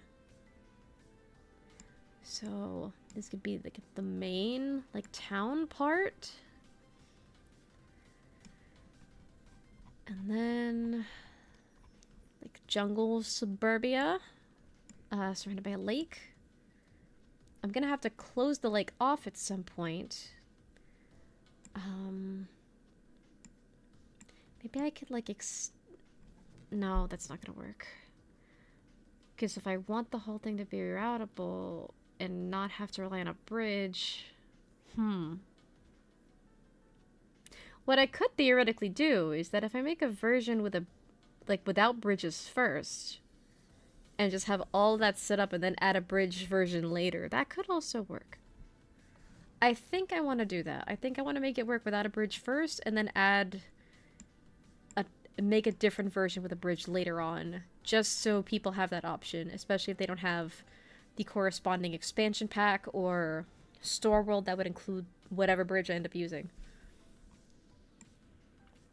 Because sometimes that is the tricky thing that, like, trips me up with Create a World. Like, once you have a lot of the expansion packs and or stuff packs, it's really hard not to use all the stuff that those packs provide. And that's part of why modding for The Sims can be so difficult, because a lot of modders just work with every single expansion pack, assuming that a lot of Simmers are going to have every single expansion pack. I don't want to do that. I want to make it as, like, base game friendly as possible.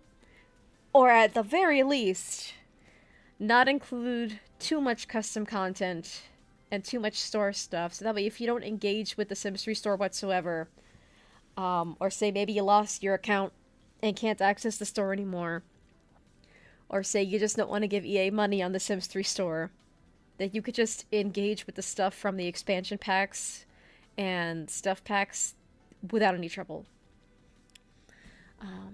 What I also thought of doing is that if I were to actually, like, complete and publish a world, I'll also make a blank version. That way you could just download lots separately and just go to town and just do whatever the crap you want. So yeah. I don't know. I feel like a kid again in the fun way. Because, like, I've wanted to share Sims stuff with someone for so long. And I never got the opportunity. And now I have the opportunity, and it feels really good. But yeah, it's gonna be 4 in the morning, so I should attempt to sleep, or try to get my body tired so I can sleep. But honestly, now mentally I feel more awake than ever, and I feel really good about it. And I'm glad I streamed tonight. Yeah. So I hope everyone has a good night. Um, Hopefully I can sleep. Please, please pray that I can sleep and I can get my normal sleep schedule back. Um, and yeah, thank you all for joining me. Now for the YouTube talk part of the outro. If you like what you see, if you like me and my content that I make and the stuff that I do, you can always subscribe to the channel. You could always like the video. You could always share the video. That'd be really cool. Even if you watch it in VOD, I don't really care. A view's a view. And I hope everyone does well. And, thank you so much for spending time with me tonight. If you want to financially support me and the content I make and what I do and want to help me keep live streaming in general, I also have a Throne page. What I should start doing is I should start getting the Throne link and then just posting the link in the chat. I'll do that so I could be a smart YouTube person. So if you want to financially support the stream, I have a Throne page. And yeah. Yeah, I don't know. I'll never be good at this YouTube talk stuff. It's weird. It doesn't feel natural to me. But yeah. Just thank you so much for existing and spending time with me at a time where I was really lonely. And I hope to see you guys again soon. It might not be too soon. It might be a lot later. But I hope to see you again. Whether we're creating worlds or, squeeing over girls in love. Or if I'm calling blue furry men good boy because they platform good. Yeah. I will see you guys later. And until then, good night, my little starlings. Good night.